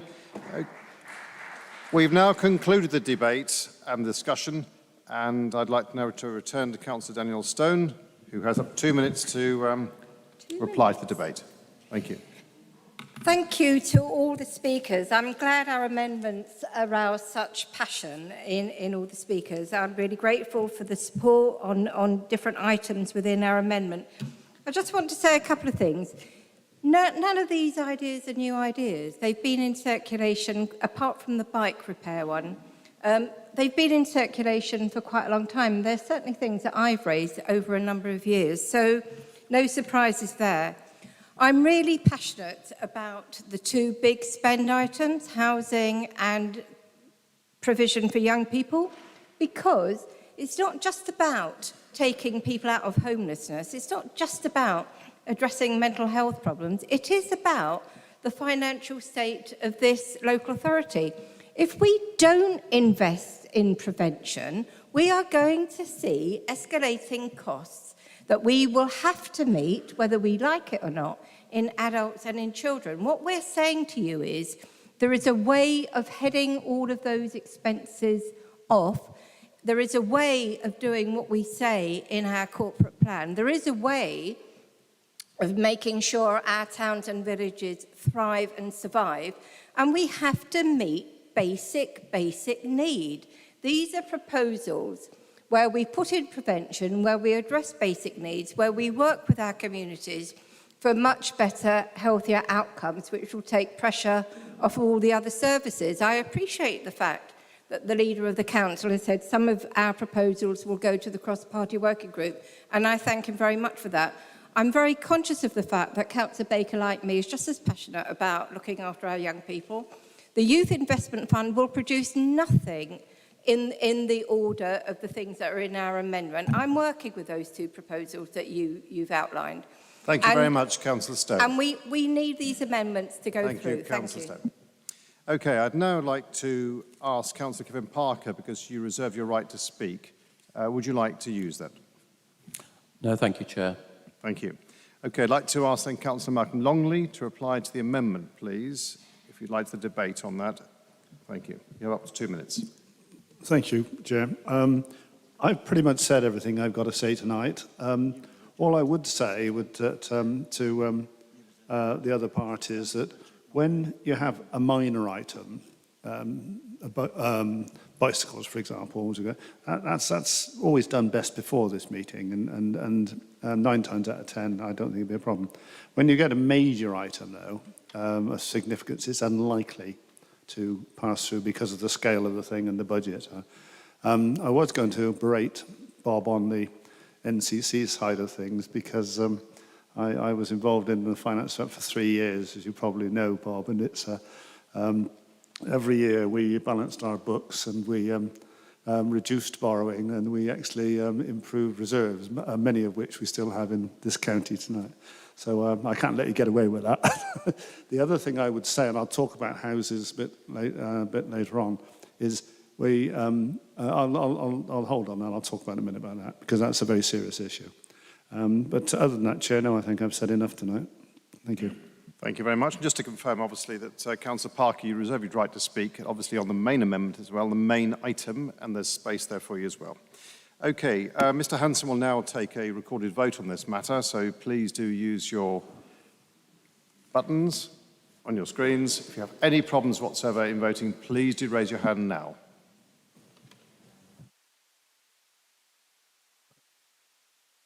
Thank you, Councillor. Councillor Sturgis Alex, are you okay? Thank you very much indeed.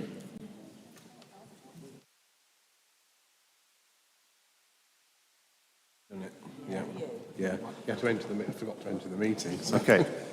Are you speakers or are you having problems with your... Right. Keep your hand raised if you're having a problem in voting, please. Thank you. Mr. Hanson's looking into it. Enter the meeting.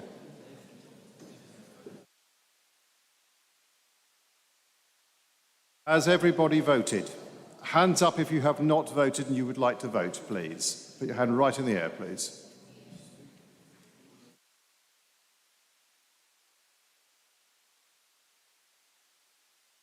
Okay, Mr. Hanson's is coming to see you. Said I requested to speak. Please keep your hands raised. Thank you.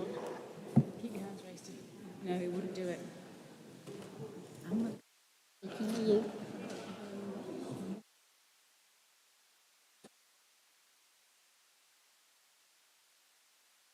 Reset it.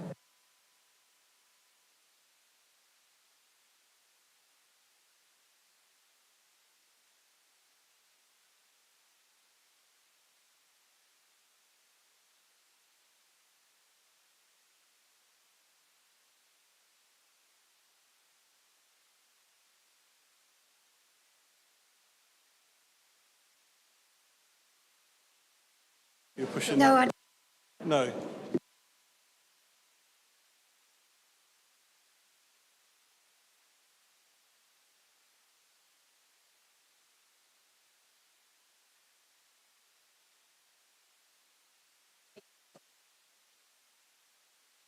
Thank you, Mr. Hanson. We have two at the front, Councillor Owen-Swift and Councillor Hack as well.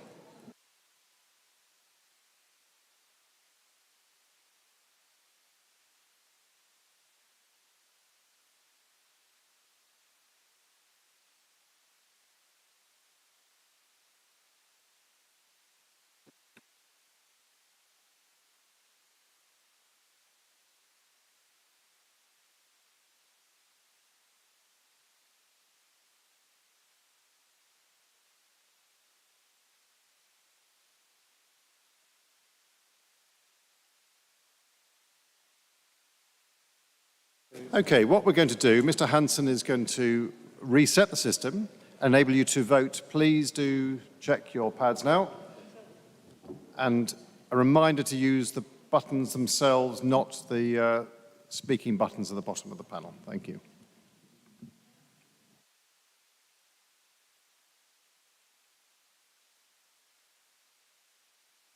Okay, so the vote is now displayed. Please make sure you are able to vote.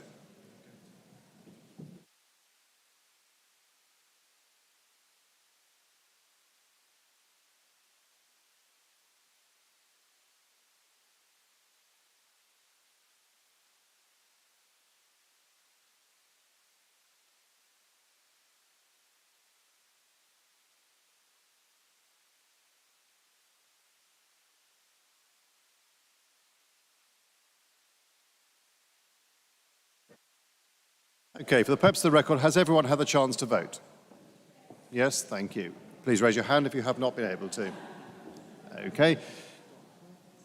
To confirm, then, the Labour amendment has been lost. Yes, 21, no, 50, and 1 abstention. Thank you very much. Okay. We have a further amendment, which is the Liberal Democrat amendment. I'd like to invite Jonathan Harris, and as per Constitution, Councillor Harris, you have 10 minutes, please, to propose your amendment on behalf of the Liberal Democrat group. Thank you, Chair. To open, I would like to echo the comments that you made earlier relating to Ukraine. I would also urge support of the event being held on Sunday, organised by the local Ukrainian community. Secondly, I would ask that this Council remembers and thinks of those affected by the awful earthquakes in Syria and Turkey, as if these people have not suffered enough. On to the budget amendments. The focus for our amendments are progressive, people-focused, and seek to address cuts and fee increases which will see people paying more for less this coming year. A 31% hike in green bin charges, increased car parking charges, cuts to library book supplies and bus subsidies, although this appears to have been heard, and I note Councillor Longley's comments from earlier. Yes, the base budget has been increased for 23-24, but let's not forget that 18 million of this is for contractual inflation. That's just standing still. In addition, we want to address two transformational areas to make a real difference. There are 6 proposals in our amendments. The first relates to children's and youth services. West Northants Council recently lost out to a further funding for family hubs, despite higher levels of deprivation in North Northamptonshire, which did receive funds. This council needs to address this and the wider challenge. One of the council's highest risk areas for spend is linked to the Children's Trust, as this is entirely demand-led. For the current year, the forecast is an extra £7 million spend. We have a moral and legal obligation to do our best for children and families in difficulty. And we also have to recognise that funding is being stretched, and under current arrangements, the council simply has to pay. We propose a transformational investment of £1.5 million over 3 years to provide investment upstream by creating further family hubs, supporting volunteer groups in this sector such as Home Start, investing in resources and funding youth services. All this with the aim to do more to prevent children getting to the point of edge of care. The Trust has limited resources and has to prioritise in this area. Do we not already invest in our youth, was the question asked earlier by Councillor Irving Swift. Well, the answer for sure is not enough. Since 2005-2006, local investment has in reality been starved, and austerity measures have made things worse.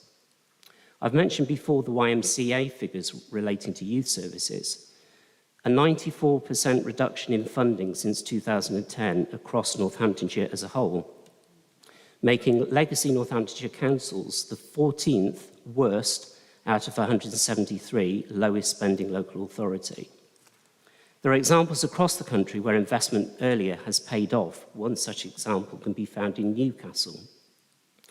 The average weekly cost of care across the 7 different categories is around £2,987 per child, or £150,000 per child per annum.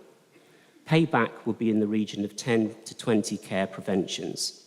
The benefits will ultimately come through in terms of the trust budget, but it will lower this council's risk as well as make a real difference to children and young people. Let's use the Transformation Reserve to do what it says on the tin, transform. The second area, warm homes. The government scrapped the Green Homes grant after 6 months. So much for Build Back Better. We propose that West Northants Council introduces its own warm home schemes, but rather than this being grant-based, it would be loan-based. Section 1 of the Localism Act 2011, the General Power of Competence, enables a local authority to borrow and to make loans. However, our Treasury strategy may need to be reviewed to make it fully compliant. There are schemes being run by some energy companies, but for those over the threshold of £31,000 salary, there is nothing, and only a third of low-carbon heating schemes' annual budget has been spent. The Council has made a net zero pledge for 2045 for the wider West Northants area, and with the cost of living impacting widely across society, as well as a further rise in the energy cap expected in spring, we propose a scheme to enable households to do more to make their homes more energy efficient. We propose 0% or zero loans of £5,000, £10,000 or £15,000 specifically for energy efficient measures.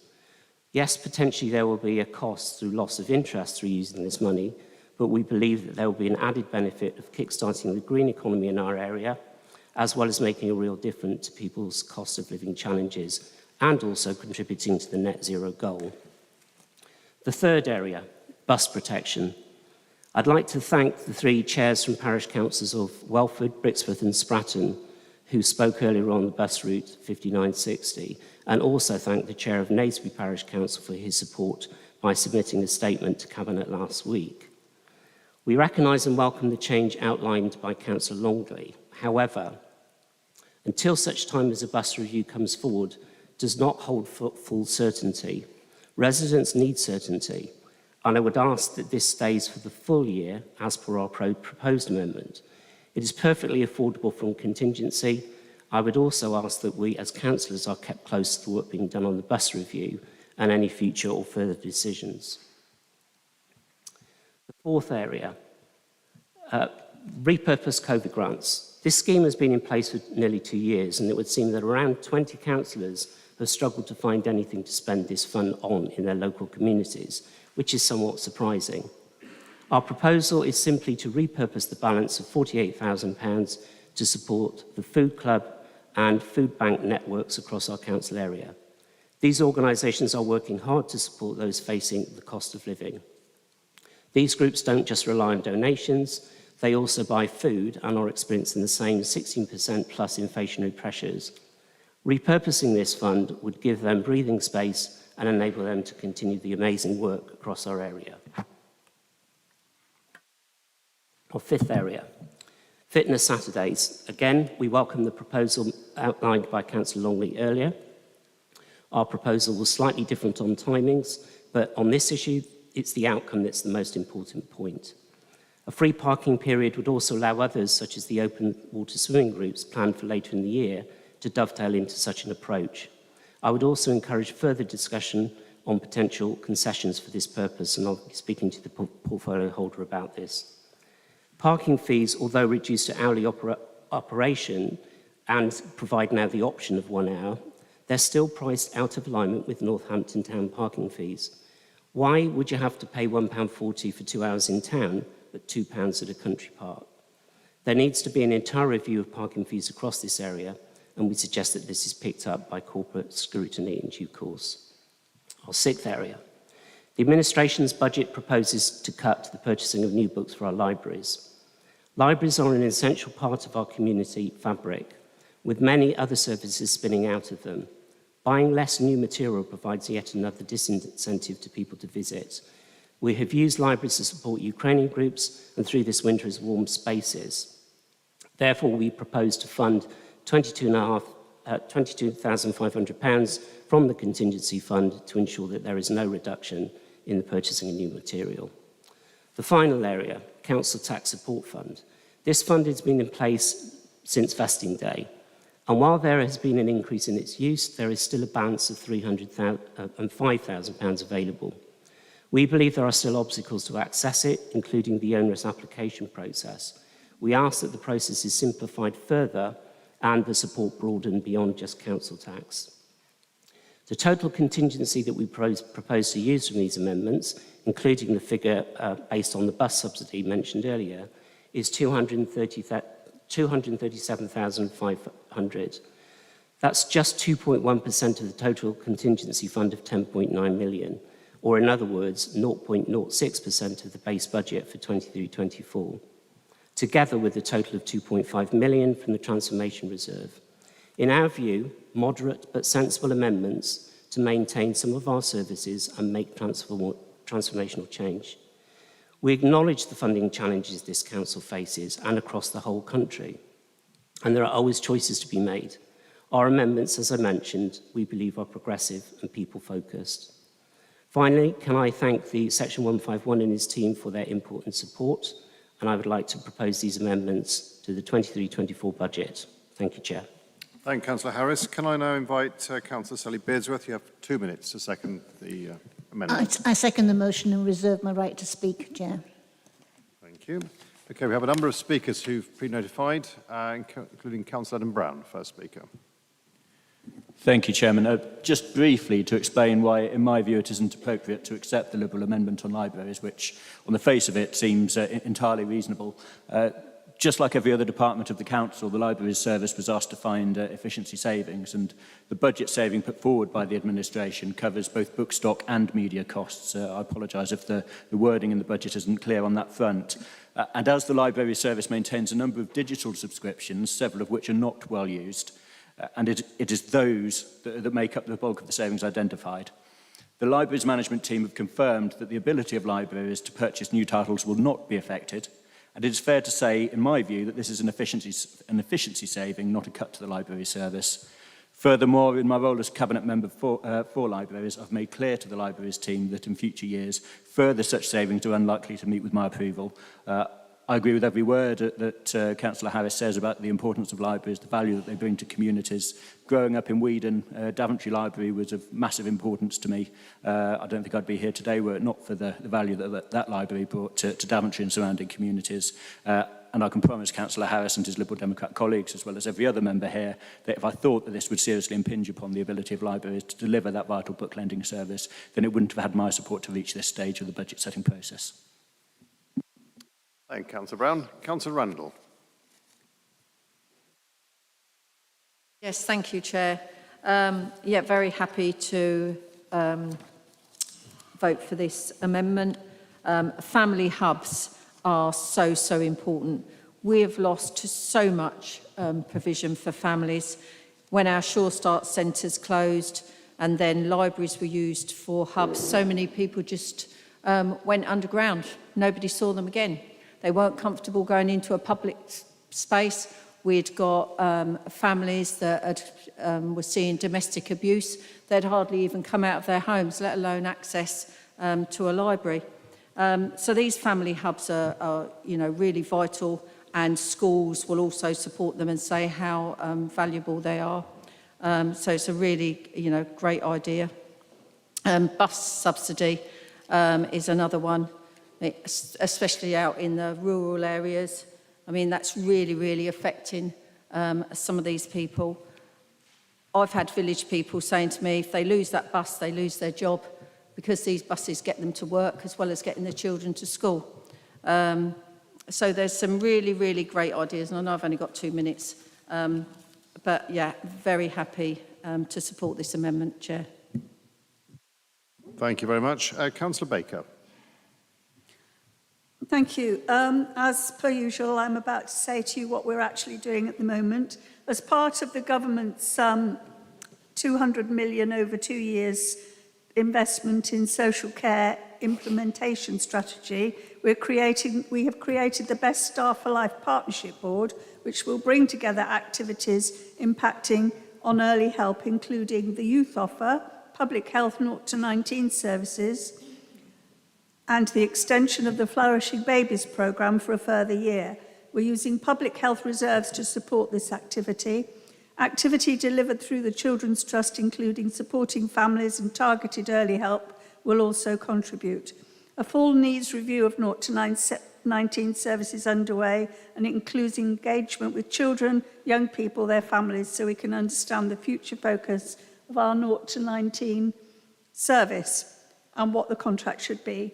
I know that I'm running out of time, so I'm really excited to tell you that the family hubs, although as you will all realise that we didn't get any of the funding for family hubs, they did have it in the north, and that's because they told us that although we had deprivation in Northampton, our rural areas of South Northampton, Daventry brought our level down, so we weren't eligible. But I want to tell you that as a council, we decided straight away that we had buildings, so we would do whatever we could to put together these family hubs. And we're currently working on opening a family hub in the Abbey Centre, Daventry, the Forum in Towcester, and the Guildhall in Northampton. And we're very pleased to see that that will be happening in the very near future. Thank you. Thank you very much, Councillor Baker. Any further members? Councillor Besworth, I know you've reserved the right to speak. Would you like to speak now? Okay, thank you. Thank you, Chair. I was actually horrified to hear from the Children's Trust that 70% of our children that come into care come in through neglect. And I just want to see that stopped. I want to stop children suffering in their own homes. I want to see them looked after properly. I want them to be researched, looked into before the child is born, to give education and parenting skills to the people who are having the children. We need that. Even if we save 7 or 8 children from coming into care, we will be cost neutral. What we propose is £1 million. It's just so expensive, and the damage it does children is immense. We cannot foresee what terrible things takes those children through their lives, and the therapeutic care they need, the special placements in foster care, the chances of them being adopted. It's a terrible scenario. So I was really hoping that, even though I have talked to the Director of Social Care and Children and the Children's Trust, I know they're doing their best, but places like Home Start work with families and actually help them go on the right road, but we have to start early. We cannot leave it until they're on the point of coming into care. We have to start early. It's prevention that's needed, and I think that's what we've asked for, is more in the prevention line than anything else. The rest of our Jonathan Harris has put forward very eloquently, but that to me is my plea, is if we don't stop children coming into care, we are destroying their lives. Thank you. Thank you, Councillor Bisworth. Councillor Davenport. Thank you, Chair.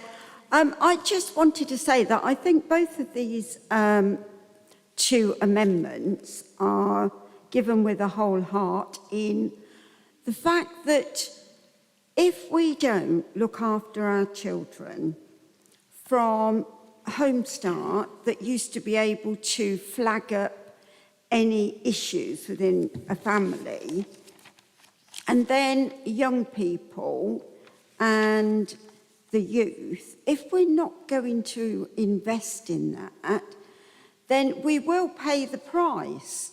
The same for overcrowding in a house.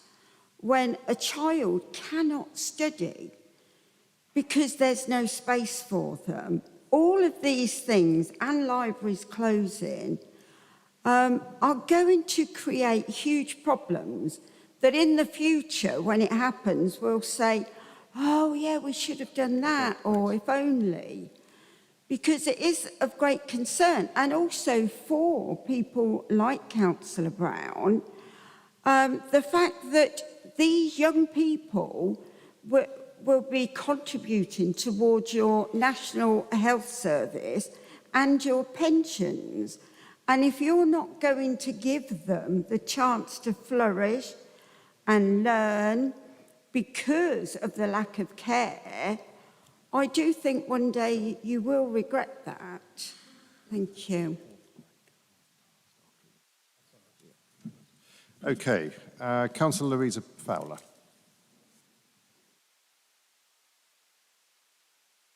Councillor Baker's already made clear, we are passionate about the children in West Northamptonshire Council, and they will flourish while we are looking after them. That is why we have set up and are about to set up these 3 hubs that will take care of that, and that is only the starting point. We have every intention of doing the right thing for the children in our care, and we are making sure that we do it in a fiscally responsible way. Thank you very much. Any further speakers before I conclude this amendment? No? Okay, I'd like to invite then Councillor Jonathan Harris to reply to the debate. Sorry. Councillor Roberts, did you want to speak? You have 2 minutes. I won't take 2 minutes, thank you. That's the last speaker on this. Thank you. I just wanted to, with Councillor Baker's and Fiona's comments with regards to the children's hubs or family hubs, I just wanted to take the first opportunity to plead that if you expand that 3, that we move that into my ward. I know everyone will want it, but I'd just like to do that. It's not that easy to get into Northampton Town Centre. So, you know, the Guildhall, yes, is brilliant, wonderful, but doesn't necessarily support the outside areas. So first opportunity to plea for that to be the case. Thank you. Thank you. Councillor Harris, would you like to reply to the debate? Yes, thank you, 2 Chair. minutes. I would. I acknowledge the comments made by councillors, and I would just say to Councillor Brown, it wasn't entirely clear, I would say, from the budget papers, so I think that is a point to note for the future. Councillor Baker, I'm delighted to hear about the work that's going on in this area. I would like to know specifically offline how that replaces the 94% loss or underinvestment that has taken place since 2010, because that is an awful long way to build back to. So that's a figure I will be asking for you separately to see how these new initiatives are actually getting anywhere near close to that. We currently, with those figures on the YMCA, have been spending £7.38 per young person, which is disgusting and cannot continue. I'd like to just say that I propose and will do and bring these proposals further, because I think there is debate to have on these. So we do intend to take them forward to the People Scrutiny Committee as an idea. We think that's perfectly sound and viable to do that. And we will do the same with any of the wider issues if it's applicable to go to corporate. I want to end on 2 quick points, and this will be really popular, Chair, I know that.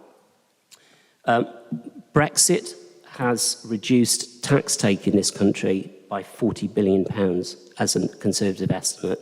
I can see the fiddle is being played over there by Councillor Larratt. I hope you play a different tune one day, perhaps. That's a significant amount of money. The bottom line is very simple.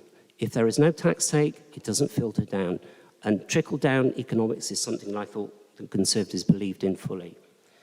The other point I'd like to make very briefly, in terms of the revenues and earnings being made by all of the energy companies currently, much of that money is being offset because they are able to get tax breaks. And yes, whilst apparently this government now has got a scheme in place, it isn't sufficient. All of this means this money is not filtering through to councils. We all sit here and say every time we have not enough money. Thank you, Chair. Thank you. Councillor Longley, would you like to reply to the amendment at all? Yeah, we're very pleased to. I'll just run through it quickly. I thought item 1, Fiona's covered that very well. Item 2 would be never keen to be a money lender, Jonathan. I agree with the sentiment, what you're trying to say. It's how to do it, is what I'd argue with it. Item 3, we covered that.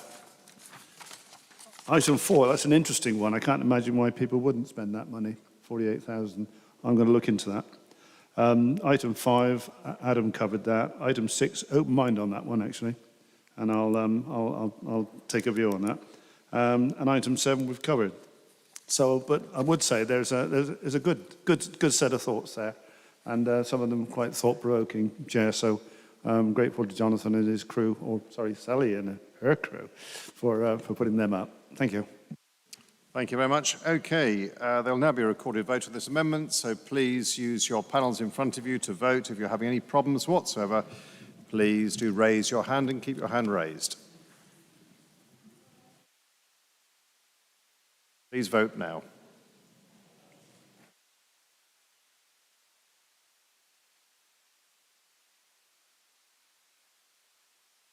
Okay, so the results of the vote are no, so this is lost.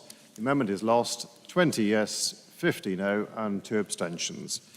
Thank you very much. We now move on to the independent group, and I'll invite Councillor McCord to propose the amendment. For the independent group, you have 5 minutes, Councillor McCord. Thank you, Chairman. Firstly, I wish to remove point 3 as that has been accepted by the administration, and I thank Malcolm and the administration for that. Mr. Chairman, the amendment is focused on the continued double charging for the collection of green waste. This budget seeks to whack up this charge by 32%. The residents I represent have gone from 0 to 42 and now £55 in the space of 14 months. And this has a feeling to me of shooting fish in a barrel. I suspect there are 2 forces at play here, costs and culture. Almost 3 out of 4 households in the South North Hants area subscribed. Let's, for the sake of argument, suppose that it costs £1,000 to empty 100 bins, a unit cost of 10 per bin. The cost of collection 75 will be almost the same. The lorry and crew are still needed. Driving down the street, passing one door in 4 does not save fuel. Now let's say the cost is £9.50 to collect 75 bins. Our unit cost is £13.20, an increase almost equal to the 32%. Green waste uptake is falling in Northampton. The majority of the revenue comes from outside the 30 miles an hour area, and judging that the interests of the town are not at risk, this is a green light to proceed in line with WNC culture, Northampton first. I looked at the figures for SNC in the first 6 months of charging, and a 25% reduction in the weight of waste collected when compared to the 5-year average. In my ward, I saw a lot of green bin waste fly-tipped, and I fear we will see more. I fundamentally disagree with double charging for council services. I would have liked to negate the charge completely, but that is more difficult this year, as there was a near miss in the draft budget that my amendment sets out.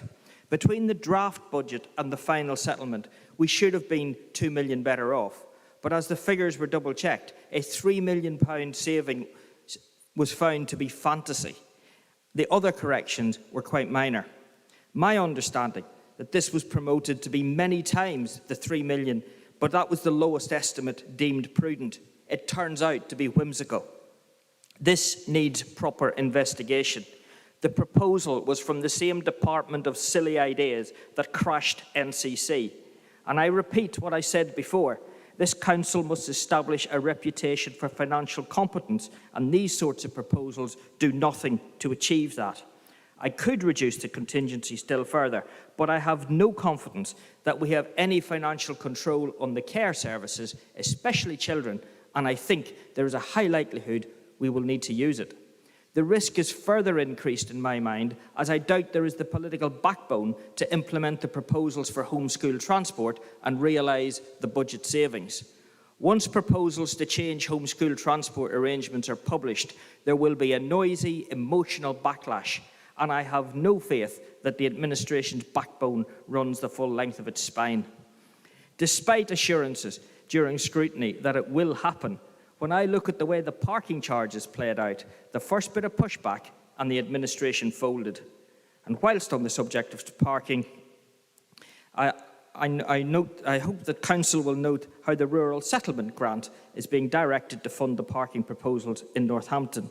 An increased level of funding was awarded that goes into the contingency pot and is then immediately taken out to offset the revenue loss for the car parking proposals.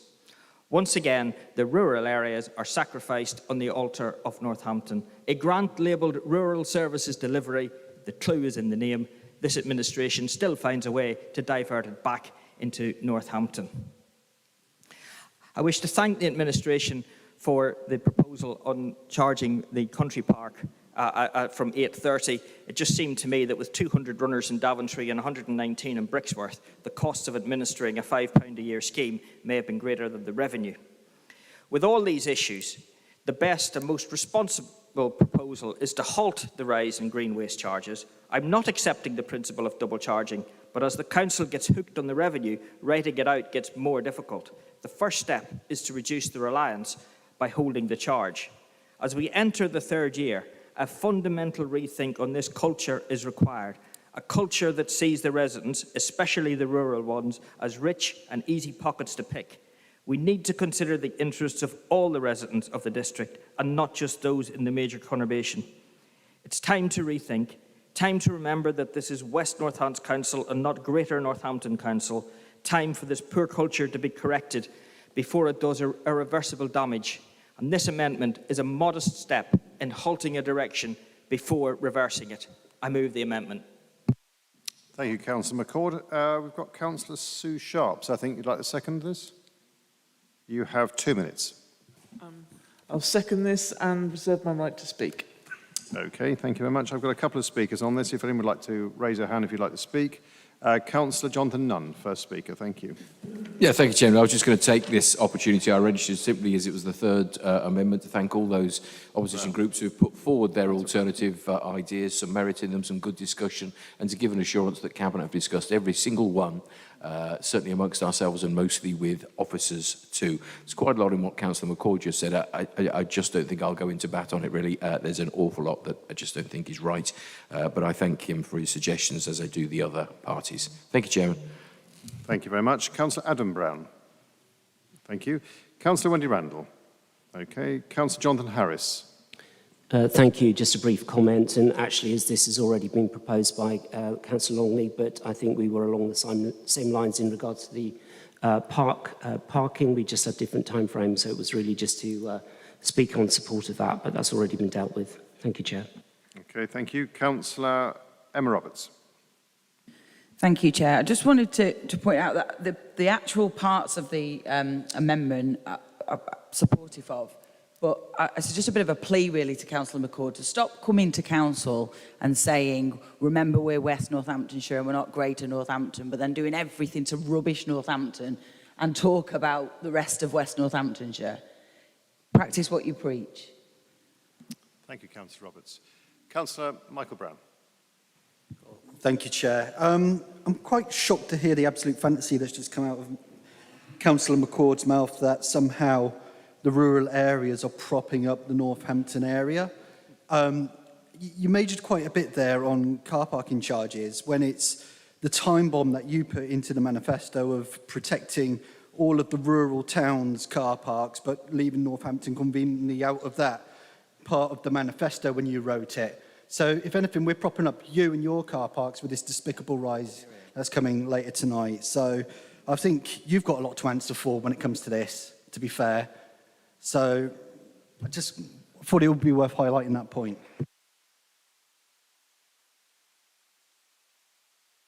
Thank you, Luke. Any further speakers on this other than Councillor Sharps, who's reserved the right to speak? No? Okay, Councillor Sharps. I have nothing further to say.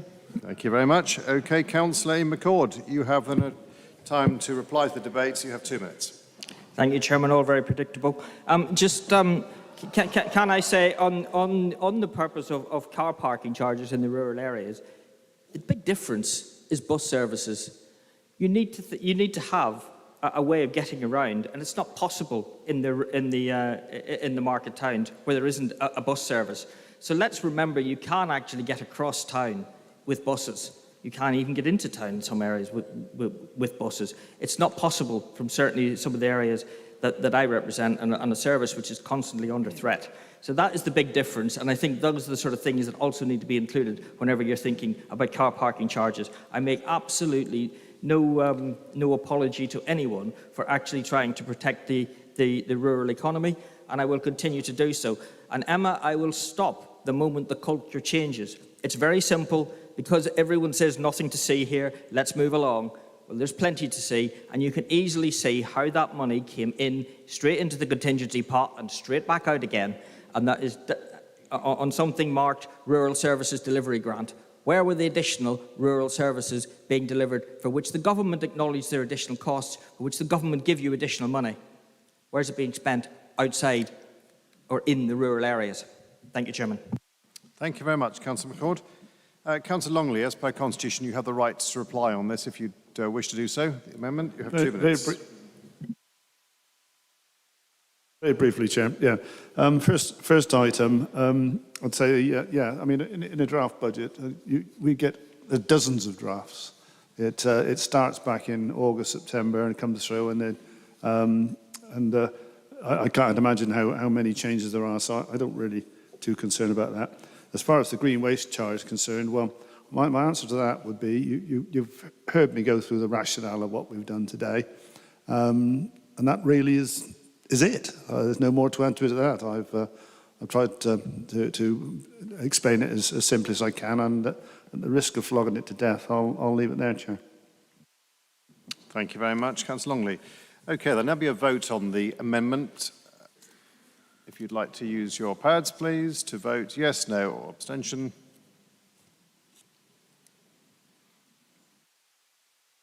If anyone has a problem in voting, please do let me know. Okay. Thank you, Mr. Hanson. Okay, the vote has now been stopped, and we have yes in favour 3, no against 60, and 5 abstentions. So the amendment is lost. Thank you very much. Okay, we have the third amendment for the evening. Sorry, no further amendment, but we have actually a non-aligned member who would like to speak. Councillor Julie Davenport, you have 2 minutes to speak if you'd like to on a substantive budget before we go into it. Thank you, Chair. With 2 minutes, can't do a lot. I approach this with great cynicism, as I always have with budgets, bearing in mind that I've been a councillor for 8 years, 6 of those with NCC. And although I've heard quite a lot about fantastic, balanced budget, I've never yet experienced one that isn't, because they're able, through extra charges to our residents and by promising millions in cutbacks, to be able to balance a budget. So my cynicism will be alleviated once I can see the delivery of the plan that I'm offered. And, actually, just to say about the last amendment, I noticed there's an additional £5 on bulky waste, which no one seems to have mentioned. And I'm not very happy about that because of fly tipping. That is something people can ill afford. But, yeah, I mean, it's great. All the man hours, I'm not saying anything against all the hard work that's gone into this. However, seeing is believing, and we'll just see whether we can make these savings. But unlike us, the public can't start charging more, can't start getting more money in. So they are the ones that will suffer, as usual, with all this. And that is what is very, very sad. People are really struggling. Thank you. Thank you very much, Councillor Davenport. Well, we're approaching not far off 3 hours of this debate so far, this meeting, so I'm going to propose that we take a health break. There have been over 53 departures from the main chamber so far this evening, 53 of them and not one of them from the top table here or any of the officers. So to enable us all to have a healthy break for 10 minutes and empty our bladders so you can refill your glasses, or anything you'd like to do, I propose a 10-minute break. Thank you.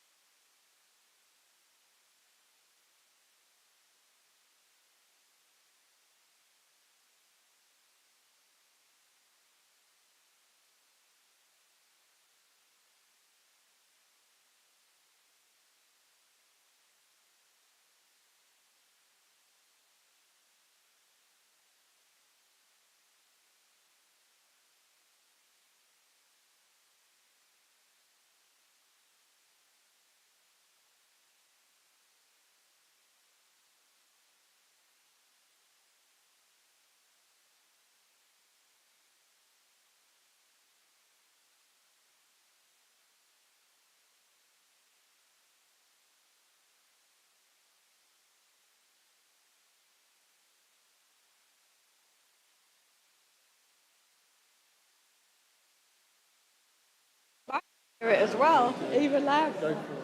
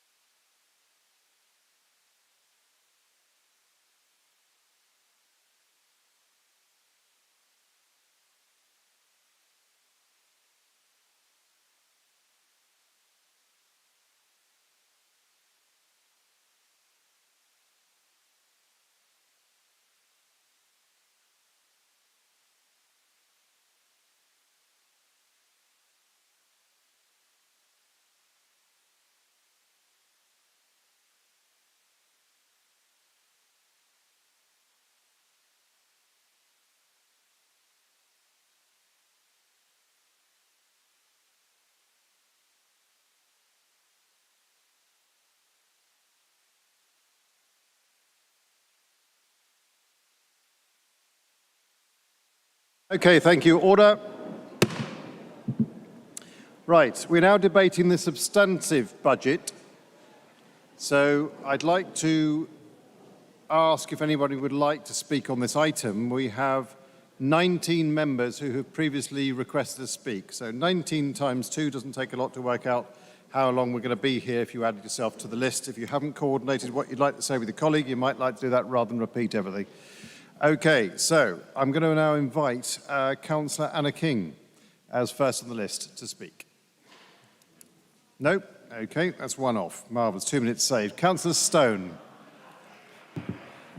Or you're going to use your 2 minutes. Go for it.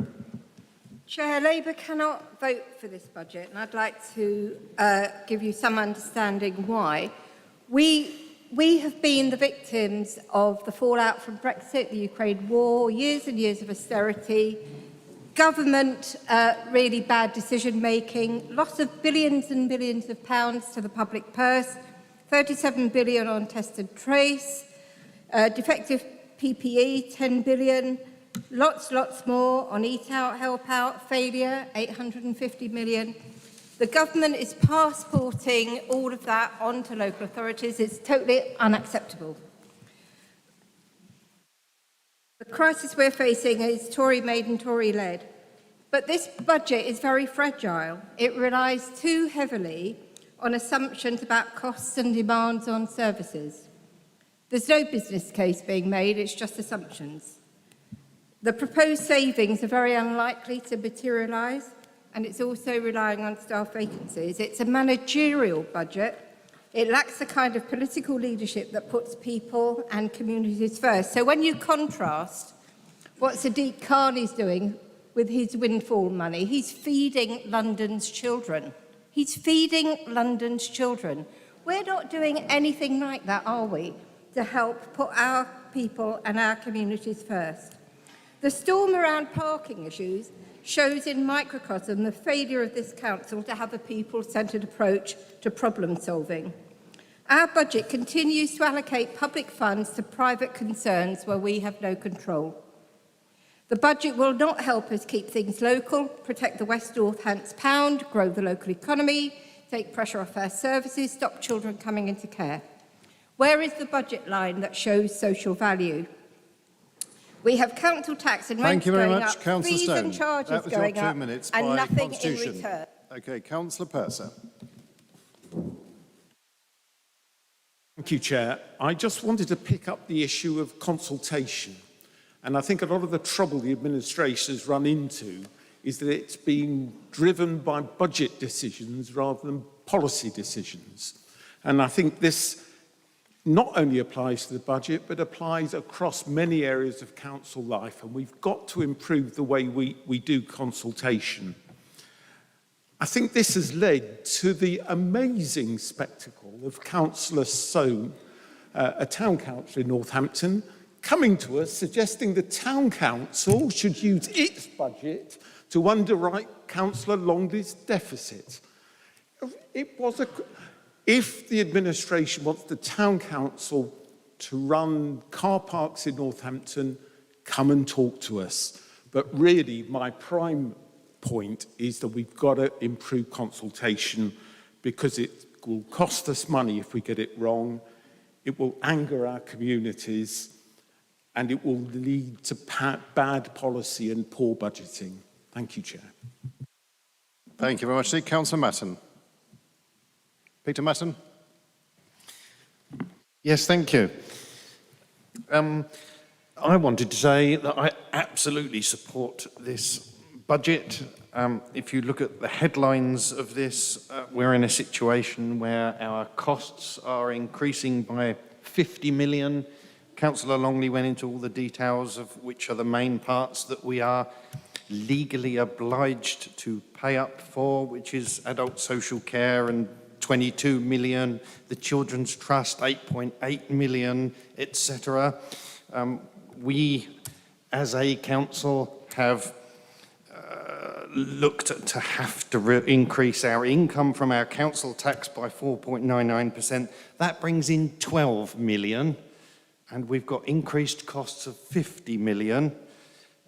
So our council looked at all of what it does and found 32 million in efficiency savings, and we've had to look to increase the income as a council so that we produce this balanced budget. It's taken a huge amount of work.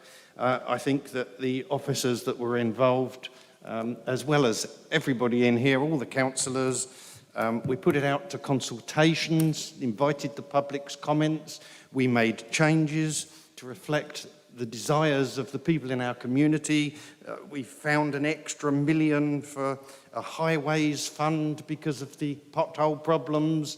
It's a massive piece of work, and I just think it's excellent, and I'm fully supportive of it. Thank you. Thank you very much. Councillor Roberts. Thank you, Chair. Yeah, it's a precarious situation. It's a precarious budget. But I want to thank everybody that's been involved, and I also thank Councillor Longley for the way in which you explain the decisions that you've made, whether I agree with them or not. It's always clear how you've derived at those. Staff and people that have worked together to put forward, which is something that is not an easy task. We've got increasing pressures, completely uncertain and permanently squeezed government settlements. It's just a really difficult situation, a lot of which is not your making. I completely appreciate all of that.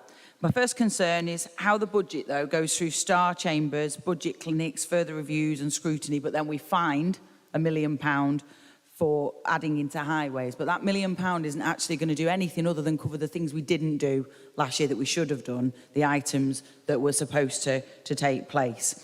We've got a consultation at the moment on the Abington Park Active Travel Scheme, which includes a new crossing at Rushmere Road Junction. It's taken 1.3 million from the original Active Travel Fund that's been earmarked to the scheme, but we know that the work that's being consulted on will be well in excess of that cost. I can't see anything in the MTFP that relates to those projected costs or any capital programmes.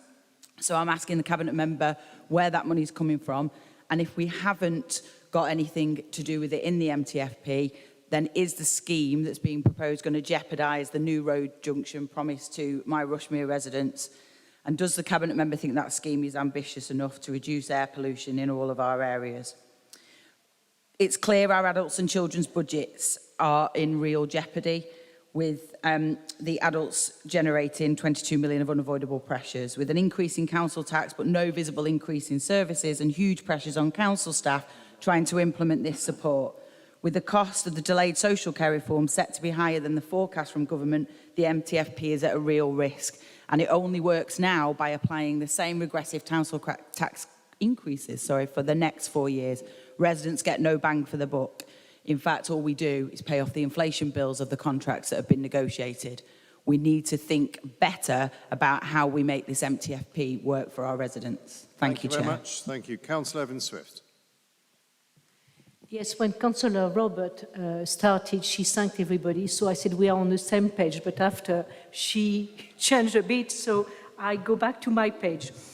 I would like to to say a few words about the Section 25, because the Section 25 part of the report is why, as Chairman of Audit, it gives me great assurance that that budget is balanced, it's delicate, yes, it has challenges, but, Councillor Stone will not contradict me because she's on audit committee.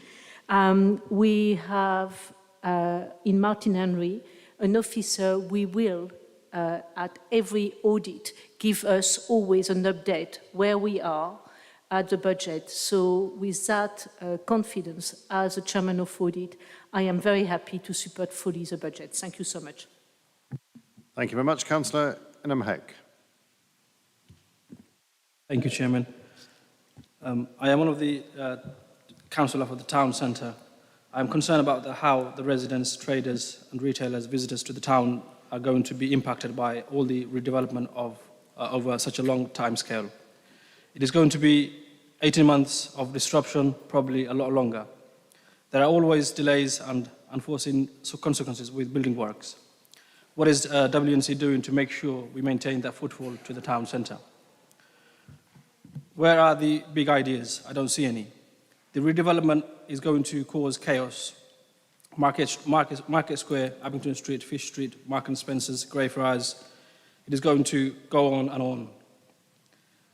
It is going to increase vehicle movement and create even more air pollution.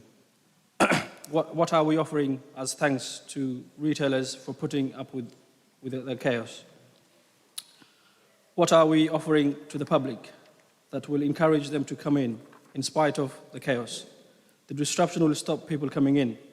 Increased parking charges will discourage people coming in. Whose big idea was that?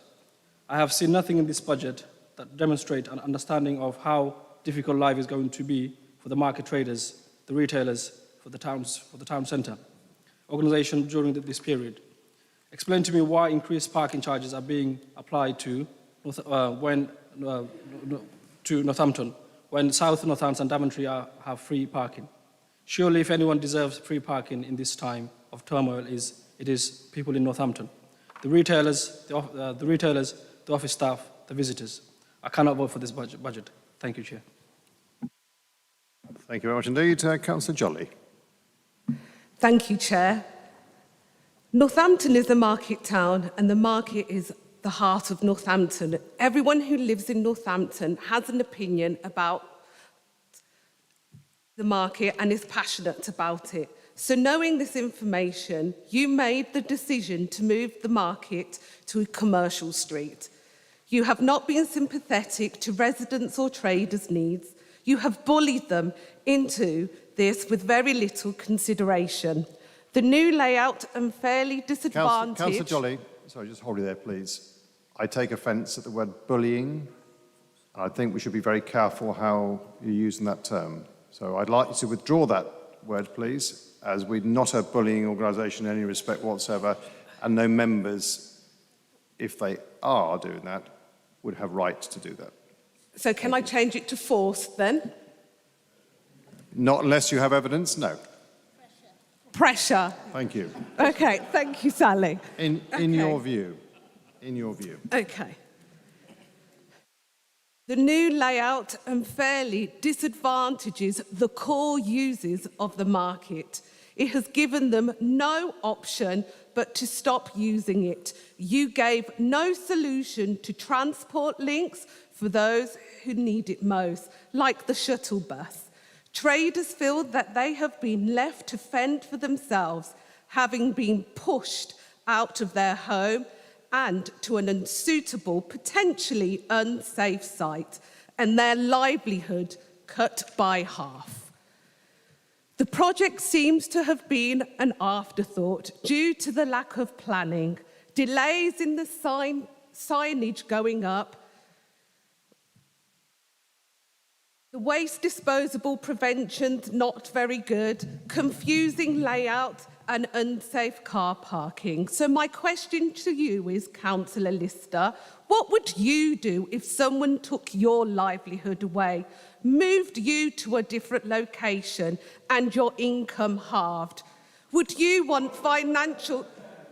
Councillor Brown, what's your point of order? Have you? Okay. Listen to it. Listen you, to it, Councillor and Brown. then you'll know. So sit Councillor down Jolly, and wait till I finish. Councillor Jolly, I'm going to give you another 10 seconds you have here. If you'd like to round up, please, and make sure that the points are directly relevant to the substantive budget.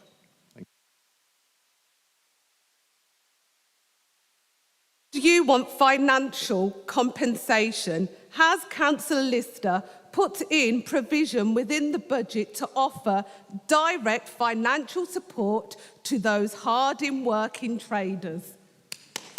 Okay. Thank you. Councillor Rumans. Thank you, Chair. There's loads of issues that have kind of been debated tonight, and I think actually we need to be sympathetic with a lot of people's viewpoints. But there's a really bigger, way bigger issue than any of the individual bits that we've talked about. I think in terms of the budget, in the scenario we're in the context that we're in, with the transformation that's happening in the organisation, I'm as confident as I possibly could be. Though disliking some specific parts of the budget, I am confident as I could be that we're moving in the right direction financially, opening things up so that we can deliver as good a level of service on all the different services that we do with the resources that we have available. I think there's a bigger debate that needs to be had nationally, and this is a grown-up debate, doesn't need to be party political. I think we just need to have a grown-up, mature debate about having demand-led services like adult social care and children's services mixed in with the visual stuff, the stuff that we see day to day, the things that people actually perceive that their council tax is all spent on, when of course the vast majority of it isn't. The jeopardy that comes with children's and adults, where we could have certain things pop up during the year, pressures to the tune of 6 million, 10 million, 15 million, in many cases, dwarfs any of the amounts of money that we're talking about on parking charges, on spends on potholes, spends on upkeep of the park, spends on any of the stuff that we look at and see and think about, the things that make us feel good or bad or whatever about the places that we live. That's the debate we really need to have nationally, because we can have a go over the nuances at this level, and we can have pops at each other going, you should have done this and you should have spent £5 more on that and 10 quid and so on and so forth. But actually, we need to look at the bigger picture, and that's where we're at. But so in the context that we're in, I think the budget is as robust as it possibly could be, though, as I said at the beginning, there are bits of it that I don't like, but we have to take the rough with the smooth sometimes. Thank you very much. Councillor Holland-Delamere. Firstly, I welcome the decision to include the subsidies for rural bus travel. As a member of the bus strategy group, it really concerns me the fact that we are coasting along with a declining service in our area, not just in Northampton, but more importantly in the rural areas where transport is a key issue, which has already been outlined by the members. The other thing I wanted to take on part on is that the home to school transport and the risks that there are in that budget, and I'd definitely agree with Ian McCord's mention about those costs and those implications there. It's a wider thing that we really need to do as a West Northampton area to look at our whole integrated transport strategy. It's not just about buses, it's not just about the active travel, it's also about our car parks, it's also about how we want people to move from A to B to fit in with the environmental agenda. We really need to accelerate our vision for how we're going to invest in all those areas and how we're going to make, not just coasting and patching up things, making it a real integrated transport system that's good for our communities, good for our environment, good for our budgets, where we cut out these risks and have a joined up sense of community transport, commercial transport, schools transport, walking and cycling and car sharing, park and ride.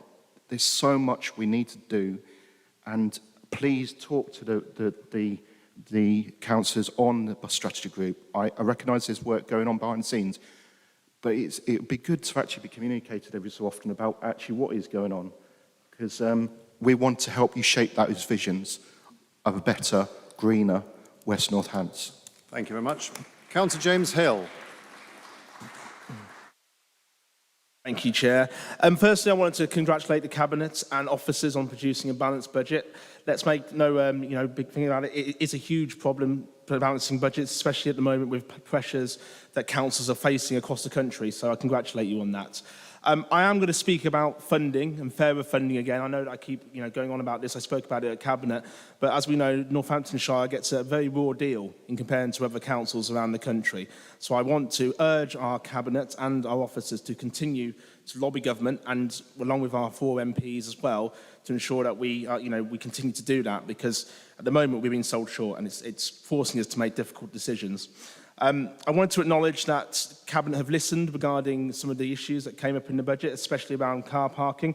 As Councillor Ruman's mentioned, it is a very relatively small part of the budget, but it's things which people see and make a difference. I do think going forward, I know it's a manifesto pledge and I appreciate that as part of the group, but I think we need to look at car park harmonisation. The reality is we are not in the same position we were when West Northampton was formed. And I don't think it's fair that our more affluent areas, our more affluent towns, if you like, get this subsidy when Northampton doesn't. So I really hope that can be looked at for next time. Thank you, Chair. Thank you very much. Councillor Duffy. Janice Duffy. Thank you, Chair. I'm the councillor for Talavera, one of the most disadvantaged wards in our country. We are experiencing high levels of poverty, school exclusions, crime and illness, both physical and mental. We need more investment in our estates. Our housing needs serious upgrades to make them more energy efficient. It was a huge disappointment to us that the bid for the Western Fayville Medical and Leisure Centre failed after waiting so long. Do we feel left out and abandoned? Yes, we do. What is in this budget for my residents? You are charging them increased council tax and rents, increased service charges. Bus services are more expensive where there are bus services and less frequent. We have county lines operating on my patch in numerous numbers, grooming poverty-stricken young people who have nowhere to go. What is the council doing to counteract this? In Talavera, we need a community hub where residents can access all the services. We need a hub where residents can hold their own events and where the needs of children and young people can be met. In Brookside, the Residents' Association is not allowed to meet in the venue they've been using. It's so important to have a voice for the community, a deprived community. We need youth clubs, breakfast clubs, after-school clubs, play workers, more wardens, more PSOs, so much more. What is this council going to do for Talavera in 2023, 24? Thank you very much. Councillor Duffy. Councillor Andrew Grant. Thank you, Mr. Chairman. Well, obviously, I'm delighted to support the budget that's being proposed tonight, and particularly to thank the Cabinet for the work they've done, but also for the engagement they had with scrutiny and the number of times that the leader and various portfolio holders actually came along to listen and to take on board some of our concerns. It was very interesting that I got to chair the fees and charges, and we looked at 3 areas, which included green waste, obviously car parking charges, and we also looked at building control, and I'll come back to that one in a second. And it was good to see that within the recommendations that there has been some give on the parking at weekends in Northampton, and obviously to do with the country parks as well. And I know a lot of people have raised this, and I think this will be ongoing. I think the debate that's come up tonight is about other rural areas in South and in Daventry and South Northamptonshire. Well, that is a debate for another day and has major ramifications. It's not about harmonisation of car parking. That is not even what's being talked about.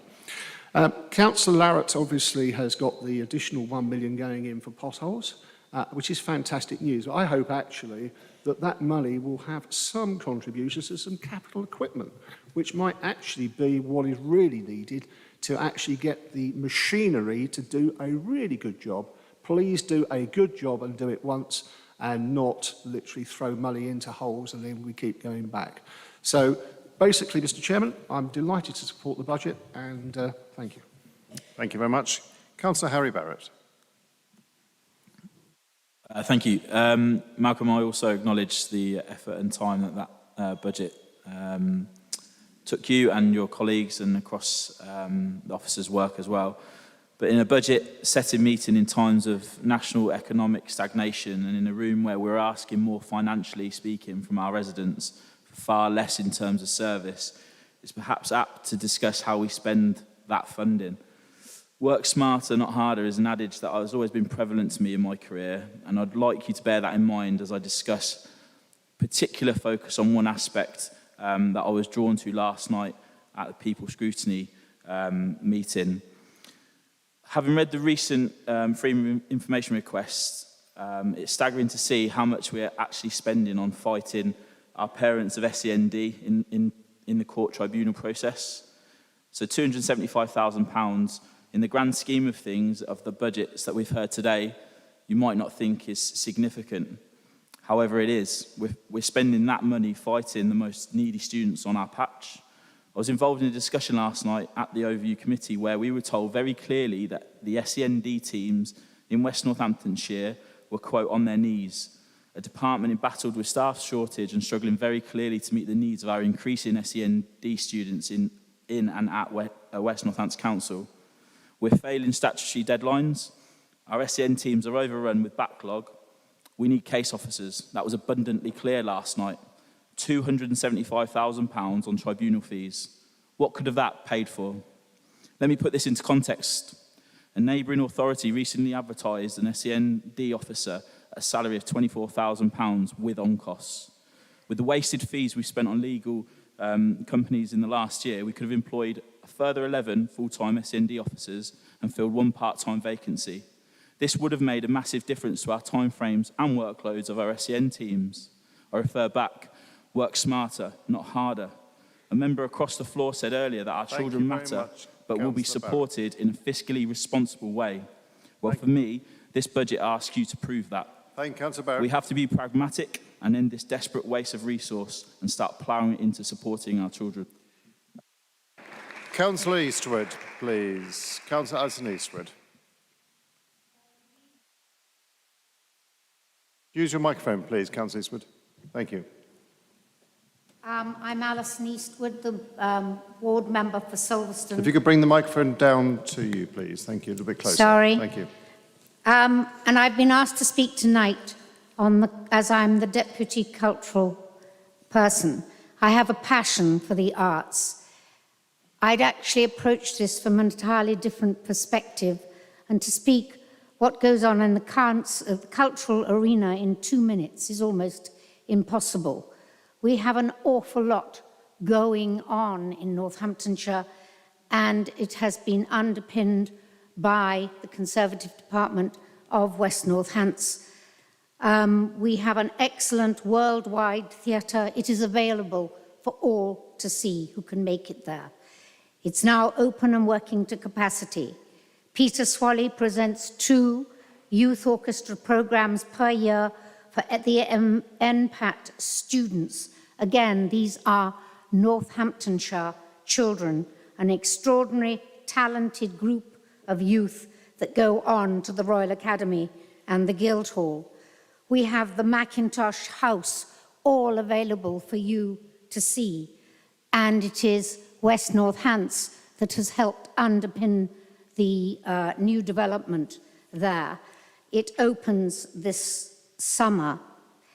Our Northamptonshire Museum has also opened following COVID. Nick Gordon leads a talented team in an intriguing space, soon to be joined, and for you all to see, by the fascinating artifacts of the Leather Museum. Again, this has been enabled by the WNC. In the rural areas, Sue Caverhill produces arts news, and I'm delighted to say if you want to have a look at jazz, poetry reading, dancing, art appreciation, it's all there in the rural area. Middleton Cheney is represented at Councillor East, would I have to Hazleton stop you Gallery. there? Thank you. Thank you. Thank Okay. you. Councillor Randall, Wendy Randall. Thank you. This is a budget that seeks to wring every last penny out of our residents in the middle of a cost of living crisis. The Labour Group fully accept that the Council is facing a shortage of funding and operating under extreme financial pressure. A financial pressure that the Conservative Party will blame everyone else for, apart from themselves. We're seeing record profits from Shell, BP, British Gas, E.ON, etc. And yet so many of our residents have been plunged into fuel poverty. We've seen billions of pounds of taxpayers' money wasted on dodgy COVID contracts for Tory party donors. Wealth inequality is at an all-time high. We've seen 13 years of underfunding, and there seems to be no end to it in sight. We are told that our Conservative MPs are doing all that they can, but 13 years and we are still seeing people suffering day by day. We are seeing rising costs for food, energy, fuel, rent, mortgages, and if that isn't bad enough within this budget, we see costs rising to go swimming, get our bins put out, have a taxi, run a business, park your car, council tax, parish precepts, police and crime commissioner charges all going up. Bulky waste, we'll see dirtier streets. I'm fearful of the charges that we're having, the impact those parking charges will have to the town centre and the businesses. We will see residents in country parks parking out in streets. So what this budget makes clear is that voting Conservative means you pay more and you get less. Thank you very much. Councillor Bedsworth. Thank you, Chair. Unfortunately, the government hasn't sorted out social care yet, even though there was supposed to be an oven-ready deal. And until that gets sorted out, this is going to be a big problem for this council and other councils like it. I was very disappointed just to hear that we've got an extra £1 million for potholes when we're promoting active travel and we're supposed to be on the pedestrian come first. When pavements are absolutely deplorable in this town, and when people have an accident on a pavement, it can usually mean hospitalisation and a long-term recovery. These sort of things are so important to people's lives. This is a virtually standstill budget. Councillor Duffy says she has county lines in her ward. I have them in mine, because there's nothing for young people to do.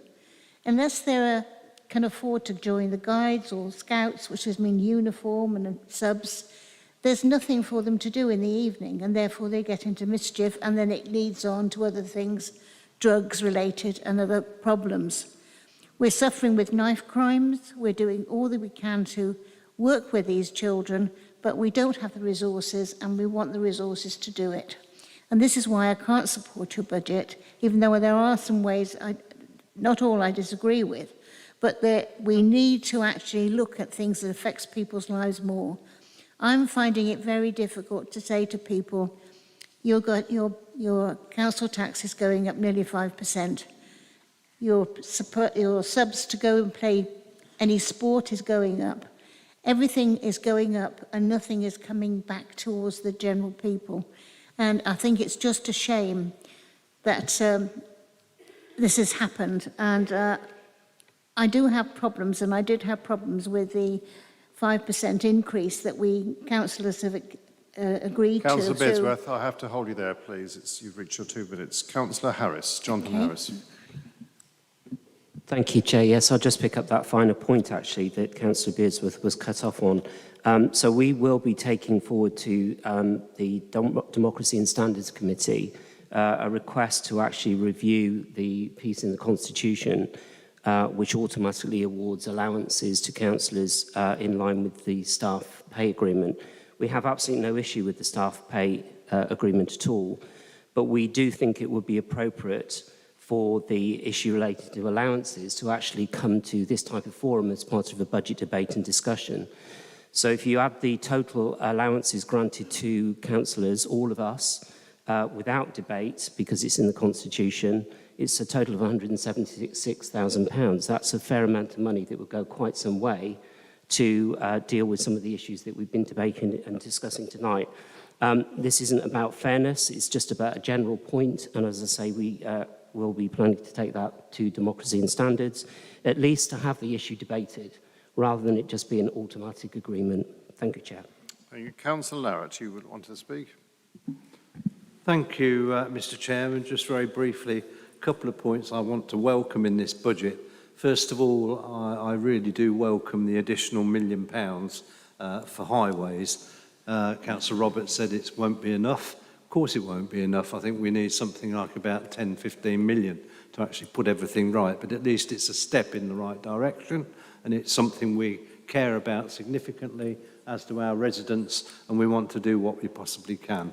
We can do £1 million, let's get on with it, let's improve our roads. And as Councillor Grant said, we do need to look at the equipment we use, we need to be as efficient as we possibly can, and we will be looking at new equipment in the next week or so. Transport is very important, I don't dispute that at all, and we are currently having a review. We've got consultants writing reports to advise us on how we best use the budget that is available for subsidising buses, and that is due to report very soon. Once it has reported, it will be taken to the bus working group as the first port of call for debate and discussion there. But going forward, we do need to make sure that we utilise what funds we've got to best effect across the whole of West Northamptonshire, and that's what we will be seeking to do going forward. I've no idea what that answer is going to be, but we must do what we can to make sure connectivity exists across the whole of the area. And we must have all the right strategies and policies in place on a West Northamptonshire basis, transport policies, etc., to ensure that linked up and joined up working that some people have mentioned tonight. My time's run out, so I'll leave it there, Chair. Thank you very much. Councillor Goldby. Thank you, Mr. Chairman. And naturally, I'm supportive of the budget, but I wanted to speak on behalf of my directorate, the Adult Social Care Directorate. As everybody knows, there's been huge challenges in social care, not only over the last 12 months, but going back over the last number of years, especially through COVID as well. And what I really want to do tonight is thank my cabinet colleagues and the officers for being able to support the directorate this year with that £22 million increase in a structural increase in the budget, which is huge, isn't it? And that goes a long way towards dealing with some of those issues that I think were described very clearly at scrutiny as to why the directorate has been overspent this year. And I think that ability to offer that extra 22 million is testament to the good financial management and oversight of cabinet colleagues and the officers of this council. And I want to call out or mention the leadership of Stuart Lackenby, the director, his assistant directors, and of course the amazing staff that work in the department under some very difficult service conditions, providing a very vital service to some of our most vulnerable adults and people within our communities. We continue to use our channels, that's been mentioned a couple of times, through the likes of the LGA and our MPs, and also want to mention Andrew Lure MP, who always takes time to listen to the challenges that we're dealing with, and also, I know, feeds them back to government ministers. I'm very proud of the work we're doing, moving forward with, when I really do believe in it, and I think that will make a difference. moving forward. It's going to take time. We've got our local area partnerships going that I know many members will be involved in, but you know, I look at Labour colleagues that are involved in the N1, the N4 lap, sorry, and I think we've really started to see the roots of some progress there. So I'm really excited Thank you very much, for the Councillor future. Goldberg. Thank you. Councillor Zoe Smith. Thank you, Chair. I just wanted to pick up on some comments that were made earlier around what we're looking at in terms of things like adult social care and children's services and how they compare to some of the things we've talked about tonight, like car parking charges. But the concern I've got is that these cabinet reports and the way they seem to fit into the budget frequently fail to look at equalities and to raise the question and to examine perhaps how equalities might be impacted. So something like the race course, which is an area of fitness in a really deprived area of Northampton, there's no thought given to how it might impact people around the area, people who need to access the race course, or that conversation hasn't been had in the Cabinet papers. You can search for equalities and community impact, and you either get no comment or a really trifling comment.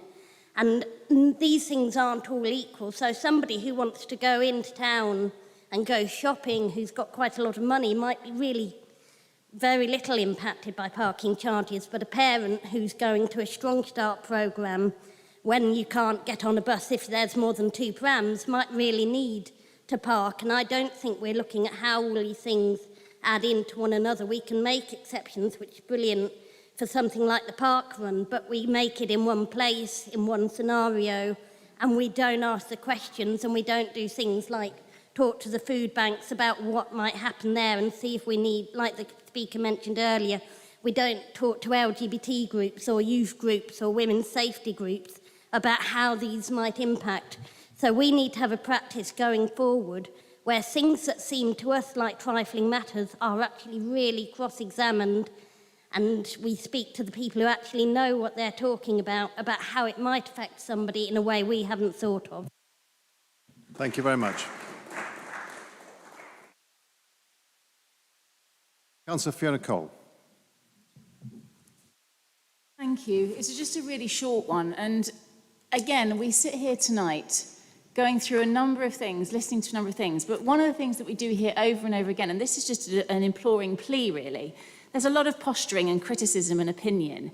And not agreeing is, or having criticisms of things is fine. But please, if people are going to have criticisms, at least have the sense or the decency to offer something constructive as well, as a suggestion or an idea, or what would you do in what you're saying, or an alternative, rather than just decrying what is being proposed. Thank you. Thank you very much. Councillor McCord. Thank you, Chairman, and I agree with you, Fiona. You're quite right, because it's been particularly interesting that people are complaining about car parking charges, but there hasn't actually been an amendment to overturn them. Nonetheless, I wish to just comment on the scrutiny aspect of the budget, as I chaired the corporate overview and scrutiny, and I want to add my thanks to Martin Henry and his whole team, the internal factory, as I often refer to it as, who do an awful lot of work to produce all 400 and whatever odd pages here that none of you have really read from end to end.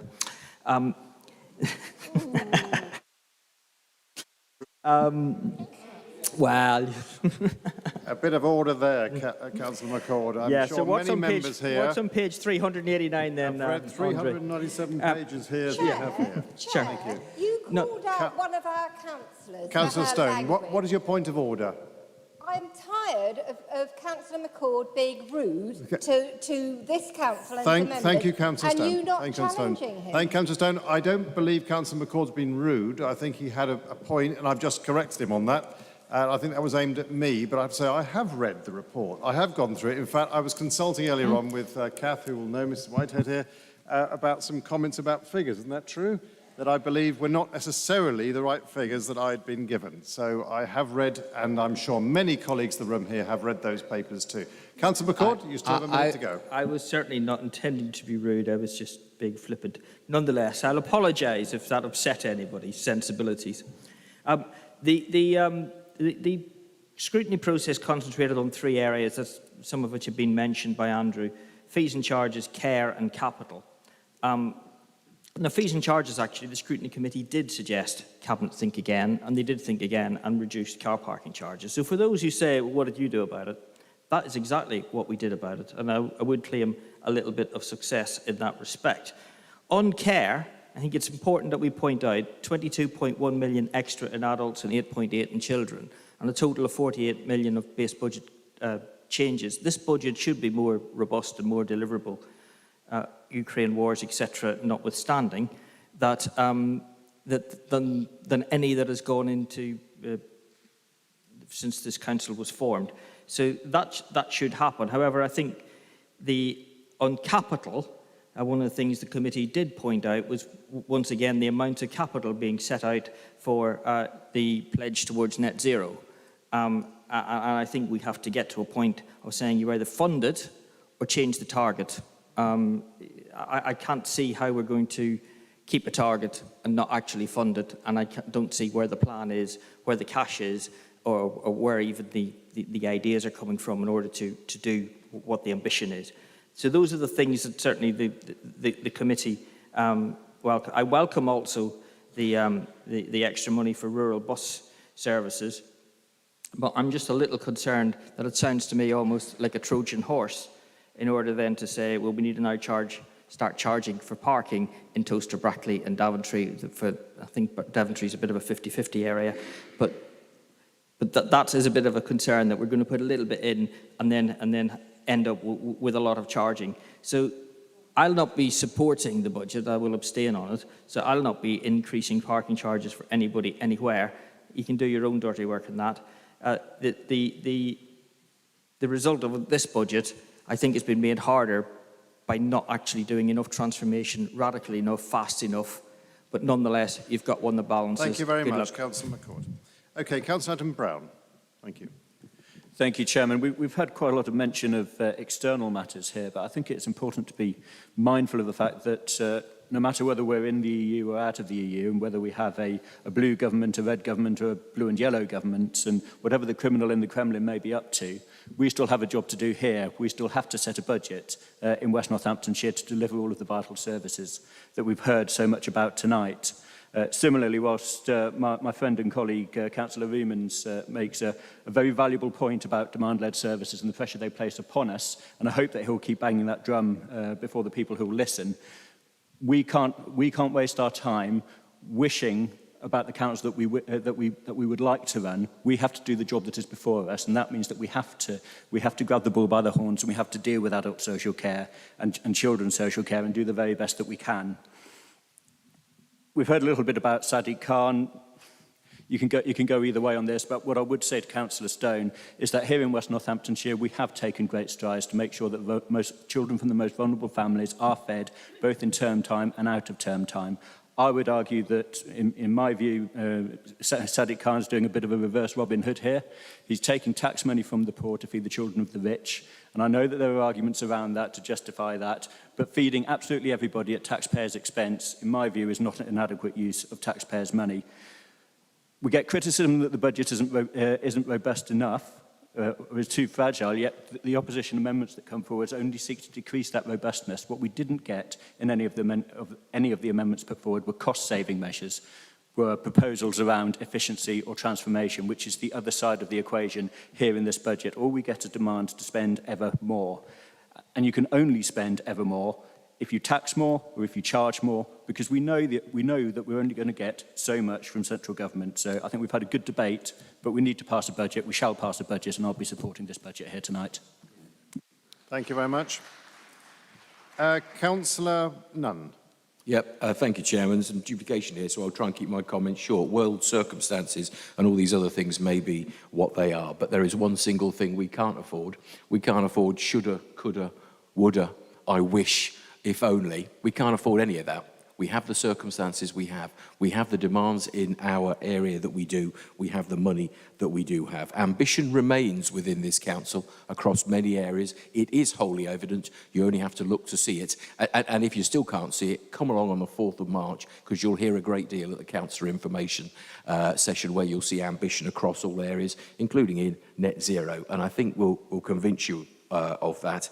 Abstaining on a budget seems to me to be a contradiction with your earlier point about a lack of backbone and a lack of leadership. We have that. Finally, my thanks to Malcolm, Cabinet and all members who've contributed huge hours into this budget, but perhaps more particularly the finance team led by Martin. Also to our CEO for taking a major lead on it.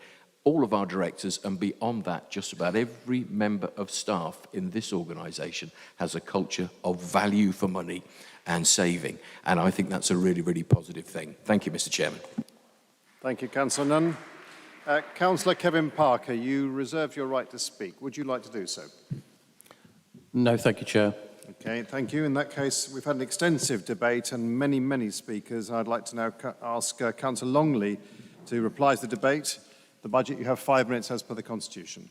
5 minutes, well, there's an awful lot here. I'm going to start with some of the highlights, really, because a lot's been talked about. I'll deal with Danielle's first point of the budget is based on assumptions. Yeah, of course it is. The assumptions we made last year didn't assume that Putin would be in Ukraine, for example. I mean, that's a pretty clear one. So it'll always be based on assumptions, and we get hopefully most of them right. We get some wrong, no doubt, but that's a fair point on consultation, Bob. Never do too much of that, can you? And I take that point very, very well. Emma had a point there of found an extra million. Yeah, well, where do you get it from almost, was I think was the question. Well, when you get an extra million, which you do, well, I'm going to answer it anyway. Well, when you do find something like that, it's got to come from somewhere. I mean, it's no different than the housekeeping. You take it from here, you've got to do it there. It's a simple thing, and something else has to give, doesn't it? You know, there's nothing clever about that. I need a more detailed 1.3. I didn't really follow that, so you'll have to give me an email if you... okay. Then we go down, there's... what I did like, there was a couple from Sam and from Keith, where they had some big ideas, and I thought that was well worth listening to and be quite keen to see those. From Inam and Kuha, if I got the right... those items are really not finance questions. I mean, I take the point you made, and I wouldn't like to be moved particularly and all the rest of it. But in the financial budget, there was no implication there as far as we were concerned. You know, it's not really a finance question. So Dan's your man for that. Went further down, more investment required. Well, we always say that. And then there was an item from Harry on the 275k spent on send. Where's Harry's gone? Didn't really follow that, Harry. You'd have to give me details, and I will follow it. Wendy, well, that was more national stuff, Wendy. I mean, you may be right, but it's not much. We got to deal with what we got. Yeah, well, we deal with what we got, Wendy. So and do the rest we can. Then I came on for finally finishing up with Ian, which I thought was an interesting one. Because you talked about the net zero, and I think I went somewhere to covering that point, Ian. And you're right, you either said about it or you change your number. And this is black and white there. But I think that with the energy costs being where they are now, and likely to remain so as far as I can see, then business cases come into focus. And I think that's how we should tackle it. And that's the ideas anyway. And as I say, I'd really recommend you read that very easy document, because it's good stuff, and it tells us where we are. So, a bit of a race through that lot, Chair. I'm hoping that you'll all vote for the budget. I can hear some of you will, some of you won't, and I'll finish up there. Thank you very much, everybody, for listening. Thank you very much, Councillor Longley. Okay, I'm now going to ask Mr. Paul Hanson to take the vote on this, as we've had extensive debate on this. Thank you, Chairman. Before I do, I've just been asked to read a clarification that the motion that's being put to the vote is as drafted at paragraph 3.1 of the report, recommendations A through to I. with the addition of the budget allocation from contingencies for the continuation of the bus subsidy, as set out in the proposed amendment of Councillor Harris at point 3, subject to decision by Cabinet, and with the addition of the proposal for free parking Saturday morning until 10:30, as detailed in the amendment moved by Councillor McCord at bullet point 3. Any additional costs of these two additional elements will be met from contingencies. So I'll now start the vote. Thank you very much. Please use your voting pads now. If you have any difficulty at all, please raise your hand and leave it raised.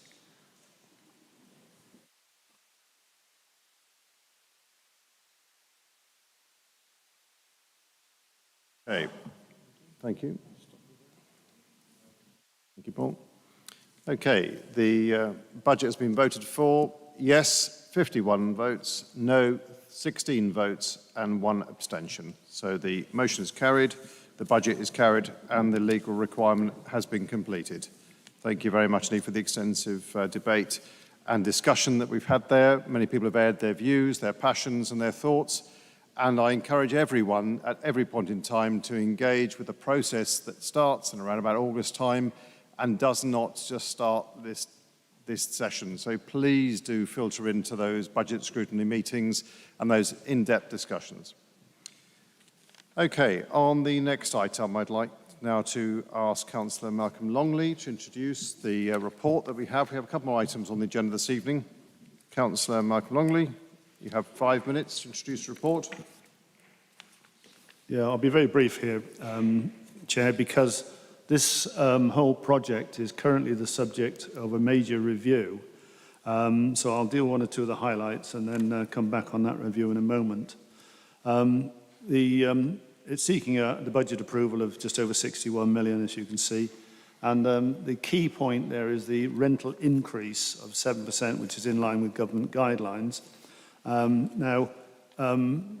That's quite a big number, as we'd all agree on that. And but a very large proportion of the tenants will get that from benefits, but those that can't, there is a hardship fund as well.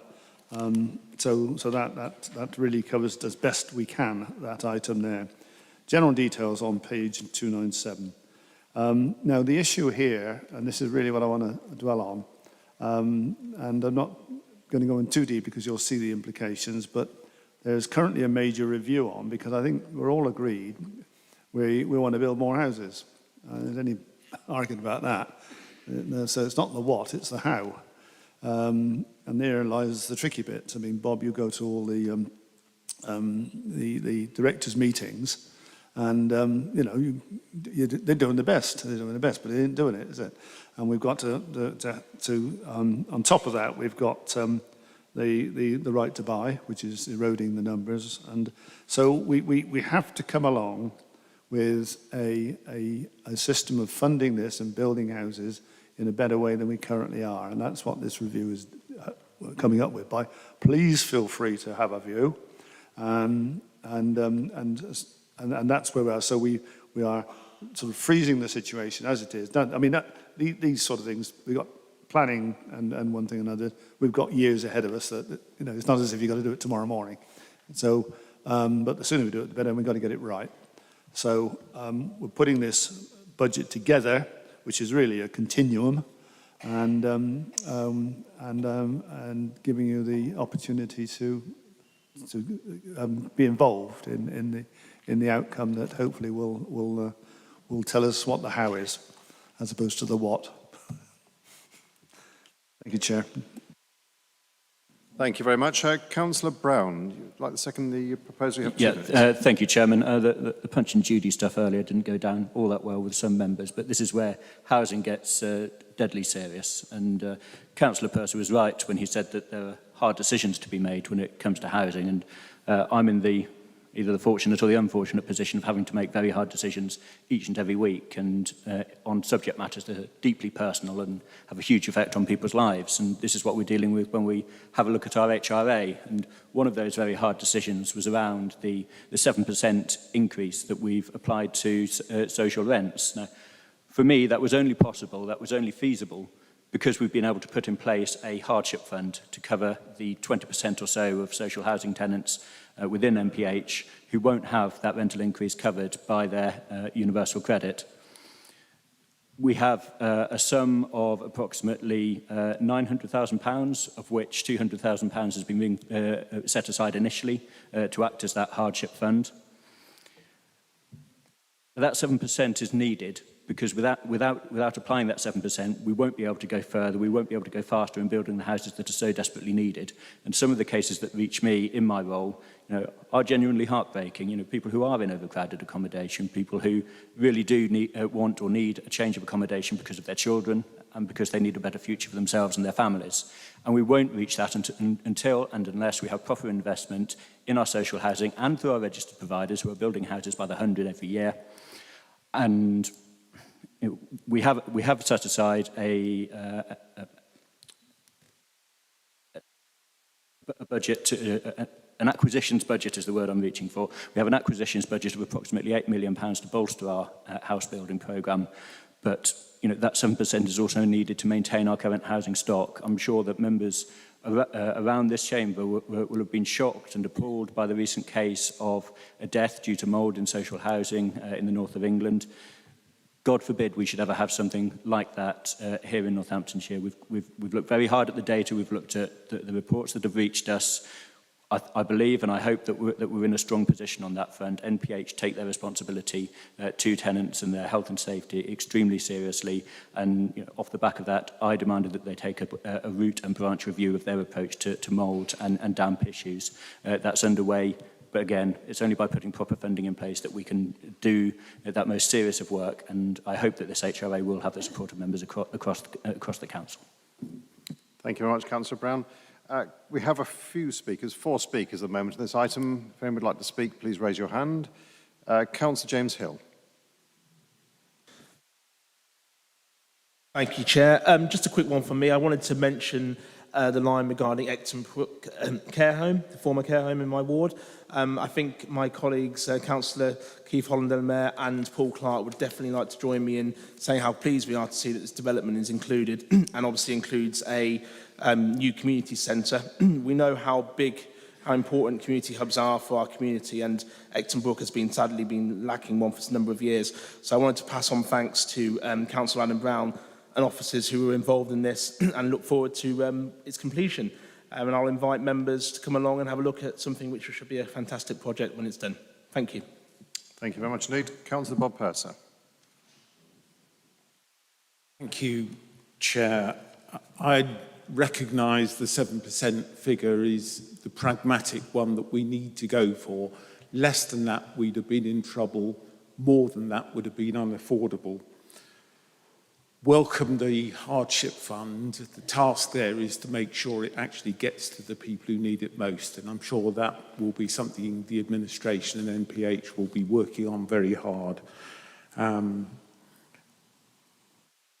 review is important because clearly we have a problem there and it needs a different approach. One more heave isn't going to improve it. We seem to be able in this area to deliver private sector housing through the new sustainable urban extensions, but they don't include social housing. So there's something very wrong when the market doesn't deliver what we need in terms of social housing. So the HRA is very much about an adequately resourced, well-run housing organisation. We need an efficient repairs and maintenance service. We need to be able to turn around our empty houses quickly so that they're reoccupied. And we need to invest in the future of housing. And that's what this budget is about. And I welcome the proposal and we'll be supporting this. Thank you. Thank you very much, Councillor Purser. Councillor Bearsworth. Thank you, Chair. Yes, it's unfortunate that 7% is actually increased on rents. But as you say, a lot of people are on benefit, and as long as the hardship fund is promoted well, I'm sure that will meet the need of the people. This is a problem really from central government, really. We need a policy in planning that starts private developers building the council houses they should. We often get planning permission for 15 houses because they know that they don't have to supply social housing, and then 2 years later they come and add another 15 to the ones next door, and therefore it's a separate application. We've got to be more savvy with our planning applications to make sure that these developers don't get away with not providing the houses we need, not that they want to build. And it's a question of actually building in the sustainability. So I really would like it to take to planning policy to actually look at that and see what other councils do to make sure that we get our rightful quota of council houses built from the private sector. Thank you. Thank you very much. Councillor Randall. Yeah, thank you. It's just an observation, really. On our right to buy, you know, we lose a lot of houses on that, don't we? And we only receive a certain percentage. Is there any way that we could get our MPs to lobby that we get the full 100% of the houses that we sell, so we have got that full amount of money to rebuild what we've lost? Thank you. Any further members like to speak on this item? Okay. Oh, Councillor Nigel Hinch. Thank you, Chair. Just for other members, I'm also one of the MPH directors, and we've got to recognise the work that they do, because WNC is still the landlord, and that is a liability that we carry. And the work that they do to ensure that those tenants are satisfied and we're meeting our legal obligations. You'll have already in the press about various issues with tenants and their properties. That doesn't happen that much in West North Hants with MPH. With having the annual statutory tests, we make sure that people haven't died, and we don't want to be reading that people have been left for 4 years before somebody's actually found them. We actually have also got to recognise the great social work that MPH does. It is more than a landlord. So I urge you all, please support this budget. Thank you. Thank you, Councillor Hinch. Councillor Roberts. Thank you, Chair. I agree with everything Councillor Hinch has just said. I just want to say that it's a responsibility, not a liability, though, I think. Just let's get the wording correctly. I think we also have to appreciate that we've got, since 2013, we've actually lost 1,105 of our social houses, not our affordable houses. And we have to really reflect on that when we look at how much money we put or are prepared to put into the HRA.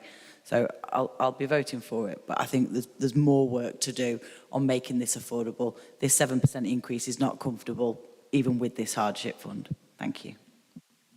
Thank you very much. Okay, no further speakers. Councillor Longley, would you like to sum up the debate then, please?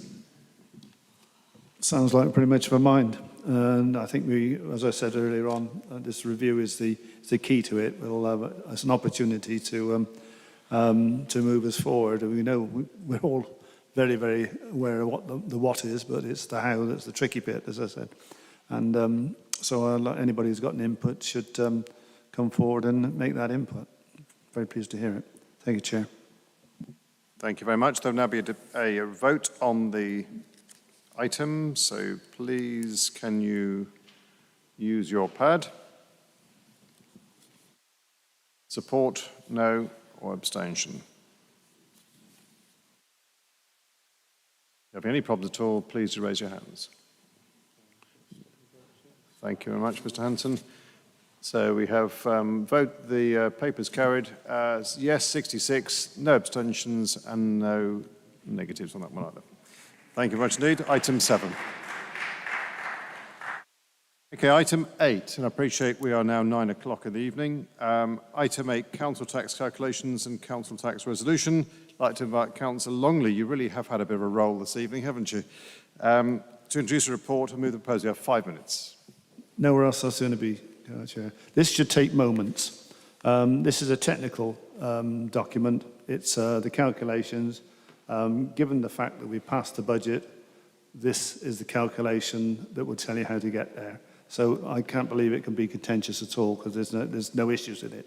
It's merely a technical calculation, Chair. no more to be said as far as I'm concerned. Thank you very much. Councillor Parker, like to second the proposal? Yes, thank you, Chair. Yes, I'd just like to second that. Nothing else to add, so I'll second the report. Thank you, Chair. Thank you very much indeed. Any members of the council who wish to comment, please raise your hands. I have 4 speakers. Councillor Stone, you're first on the list. Thank you, Chair. My group will be abstaining on this for a couple of reasons. One is we're really, really disappointed with the council's over-reliance on council tax. Council tax and business rates are regressive taxes. That means the poorest pay more in percentage terms from their income than the richest do. We're looking forward to having a Labour government in 2024, and the Labour government will be looking over time to abolish council tax, bring in a property tax, abolish business rates, and bring in different forms of having progressive taxation for businesses, particularly global and digital businesses. So we find this really, really problematic. We've been saying for years we need to find alternative ways of bringing income into the council so that the poorest don't have to keep paying. We need fairer funding. We need government funding. We've got 4 Conservative MPs. What I've heard tonight is that they're lobbying and not being listened to by their own government. That doesn't give me much faith in the process. I've been expecting bigger and better things. We've been talking about fairer funding from government for years and years and years, and we've seen absolutely nothing fair about what this government is doing. We know that you've got to raise council tax. We know you've got to balance the budget. What we're saying is, could you please, in this coming year, look at alternative ways of bringing in income so that the poorest don't have to keep on paying? Thank you very much. Councillor Randall, you're next. Yes, thank you. I'll be abstaining on this. I've asked many residents how they feel about it, and they're actually saying to me, what are we paying it for? Look at the state of our roads. They are absolutely disgusting. There's potholes absolutely everywhere, and when you ask people what they're paying it for, it generally is bins, schools, and roads. Schools we're seeing ever increasing. Class size is growing. We're seeing our send families let down. Yes, we've got an extra £1 million in the budget for potholes and to buy a piece of machinery. Well, surely we would have looked at that contractor before we issued the contract to make sure that they'd got the machinery to do the job. And I can't see that if they can't repair the roads on the budget they've got, £1 million is not going to make the slightest bit of difference. So, residents aren't happy. I'll be abstaining. Chairman, sorry, point of order. Councillor Evans-Swift, sorry, what is your point of order? Councillor Longley says it's a technicality. We are not discussing the budget or why. We are just discussing how are we going to charge. Thank you very much. Thank you. Okay, if Councillor Randall, you can keep your point to the... have you completed your point? Thank you, President. Thank you. Okay, Councillor Harris, thank you. Thank you, Chair. Just a very brief point on this. I think a reality is, again, my group will be abstaining from this. It's good to see that we are finally at the last of the 3 years of harmonisation. That has confused people quite a lot for quite obvious reasons. And language has been important around talking about average 4.99, and we've had this discussion before where, in fact, we know it's higher for some and lower for others. I suspect one of the issues here that exists is there has been a legacy or a historic legacy of a philosophy, if you like, around keeping council taxes low. And I think that hasn't helped our situation. And I hope we've now recognised that that does not work. If we need to pay for the services that we need, then clearly we need to pay the appropriate taxes. Thank you. Thank you very much indeed. Councillor Rimmons.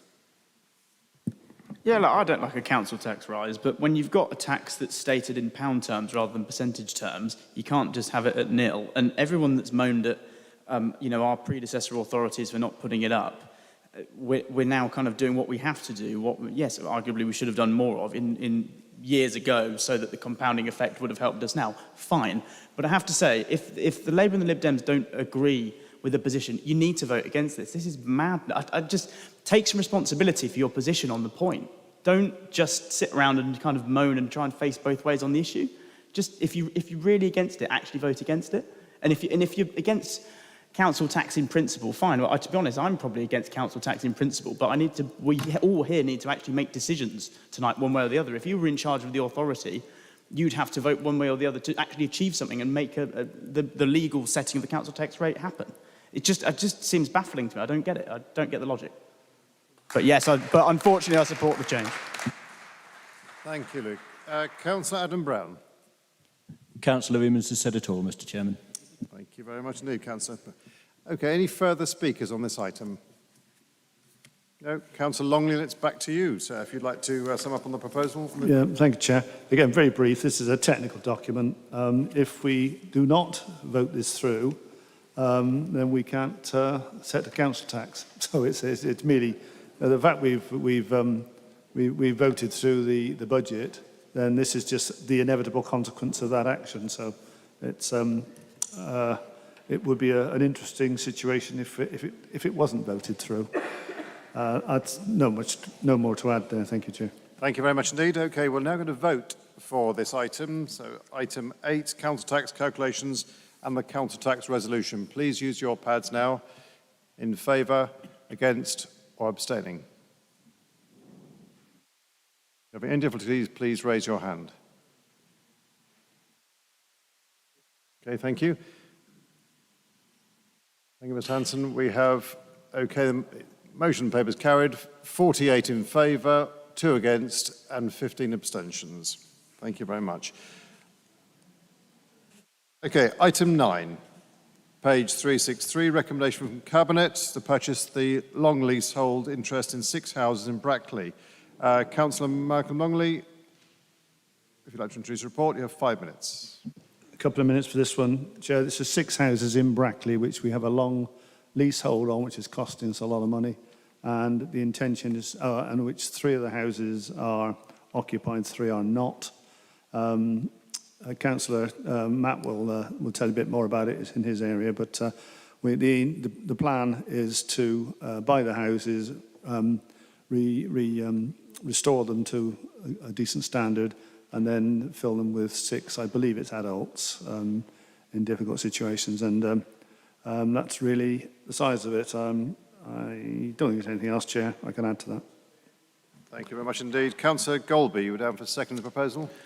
Yeah, happy to second. There isn't a great deal to add. The details in the report, and it came to Cabinet back in January, and there was an opportunity for opposition members to ask questions then. So I'm happy to second it and suggest we move to the vote. Thank you. Thank you very much indeed. Any members who'd like to speak at all? Thank you. In that case, I'll move to the vote. If Mr. Hanson, you can launch the vote, please, for this. Item 9, recommendations. Please use your pad in front of you. Okay. If you're having difficulty in voting, please do raise your hand. Thank you. Thank you, Mr. Hanson. Okay, motion papers carried, 62 in favour, 1 against and no abstentions. Thank you very much indeed.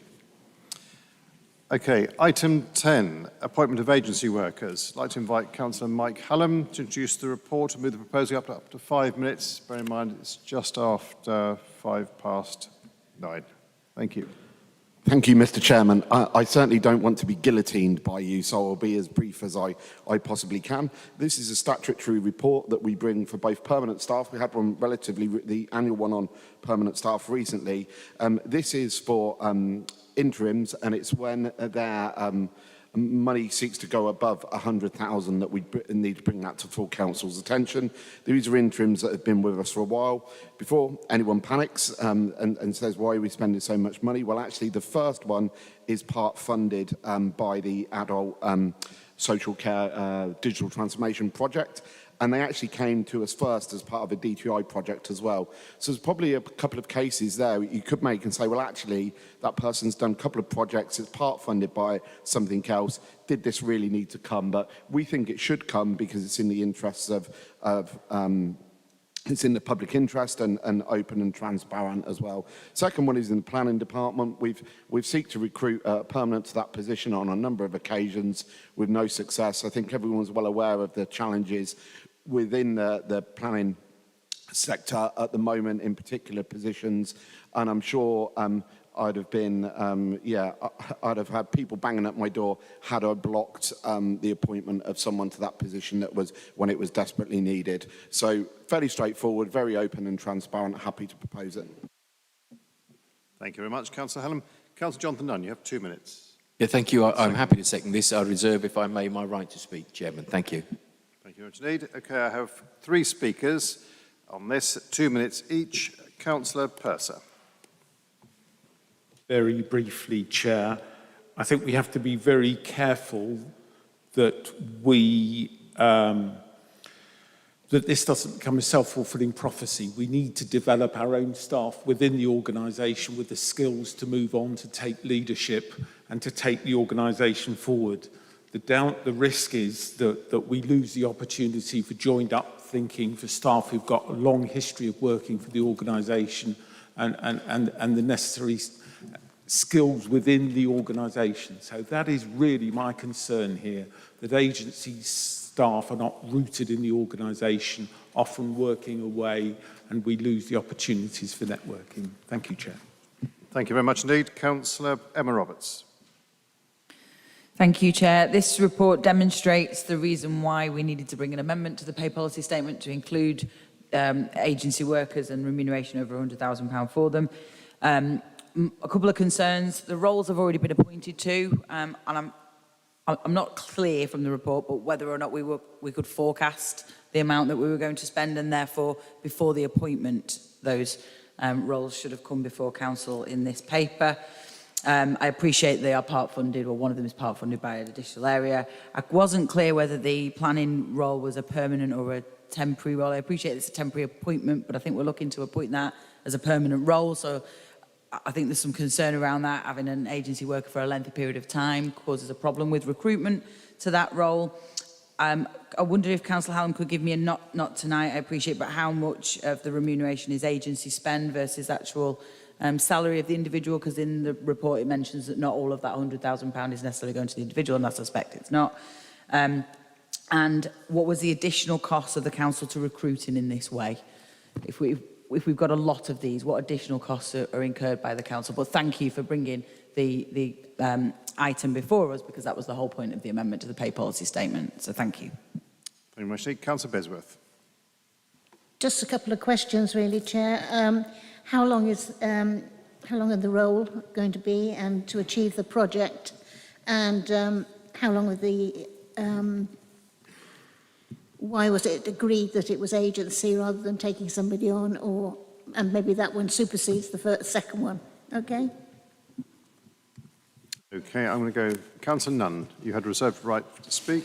Yeah, thank you, Chairman. Councillor Hallam will answer a lot more detail. I just want to talk generally. This is cumulative, by the way, so somebody may have been taken on for a short term. We have a policy that we don't enthusiastically look to fill with interims. We recruit permanent staff. If we have a short-term need or we cannot recruit the right person, we don't take the second best person. We may fill with an interim until we find the absolute best permanent solution. As Councillor Roberts said, this does include agency fees, which could be a proportionate amount, but also you may have somebody who you had intended only to use for a period of time. Another project comes along for which they can quickly deal with it, and you choose to extend. So it's a cumulative thing. It may not mean they were appointed on £100,000 plus per year in the first place, but as a general thing, I share your view, Bob. We want people who learn about our organisation, have some heart in our organisation, and become a serious part of it. That's absolutely our way. I'll allow Mike to answer any other queries. Thank you. Okay, thank you very much, Councillor Nunn. On that basis, I'm going to hand back to Councillor Hallam, please, to sum up the debate. Thank you, and thanks to the speakers. Councillor Roberts, I'll come back to you on the specific point around balances in the morning. You did ask a question, and Councillor Beardsworth alluded to a similar question. We wouldn't have been able to bring, for example, on the second one that's mentioned in the People Directorate, that person was recruited to a DTI project, first of all, which having completed that project, if we'd brought it initially, you would have got nowhere near the limit. Because that skill set was then relevant to a second project, that was then extended to that project, and then this means that they will exceed the limit. And in terms of skill sets, some of these digital transformation projects and those IT skill sets, this council simply doesn't have them, and nor does any council. You know, councils haven't developed their IT functions in that way for good reasons or bad reasons, but you have to go and procure that type of function from elsewhere, and that individual's doing a really good job at it as well. So I'll come back on the specific points of the ratio by email, Councillor Roberts, but given the hour, Mr. Chairman, and the danger of you guillotining me, I suggest we move to the vote. Very nicely put, Councillor Hallam. Okay, on that basis, we will move to the vote. And Mr. Hanson, if you can initiate that, please. Please do use your pads in front of you to vote item 10, appointment of agency workers.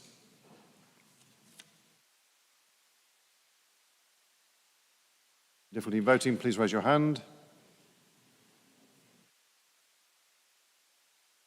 Mr. Hanson. Okay, so the paper's carried, 47 in favour, 11 against and 3 abstentions. Motion carried. Before we complete the meeting, and I do thank you for being polite at most instances this evening and debating in depthly at all items, including clearly those amendments that were brought forward. I do encourage you all to partake and represent your communities at those opportunities that we have throughout the year in scrutiny, please. It's a very important point. Before you leave, please bear certain things in mind. Number one, we have a very major issue in terms of cost of living crisis that everyone is experiencing at different levels. Many people do not show it, and it's the silent ones that need more assistance occasionally. Can I ask you all to refer them, please, to the website that we have. The West Northamptonshire Council website does have a page in terms of cost of living crisis support. It is there to help our communities. Please do refer people there. In terms of the Members' Information Day on the 4th of March, a reminder, please do attend. It is there for your benefit. It is there for us to understand exactly what's happening with the Council and ask officers directly about different matters that we have. So please do come and enjoy the day. And in terms also to the staff who are here tonight, I'd like to thank a very big thank you to all the staff team here, both in the public gallery, in the support areas of the Guildhall, and here at the top table. We couldn't do this meeting or any meeting without them, and they do give up an awful lot more time than they're employed to be here for. So thank you very much indeed to all the staff. Thank you. And on that basis, a very safe journey home to you all, and please do join us at those appropriate meetings. Thank you.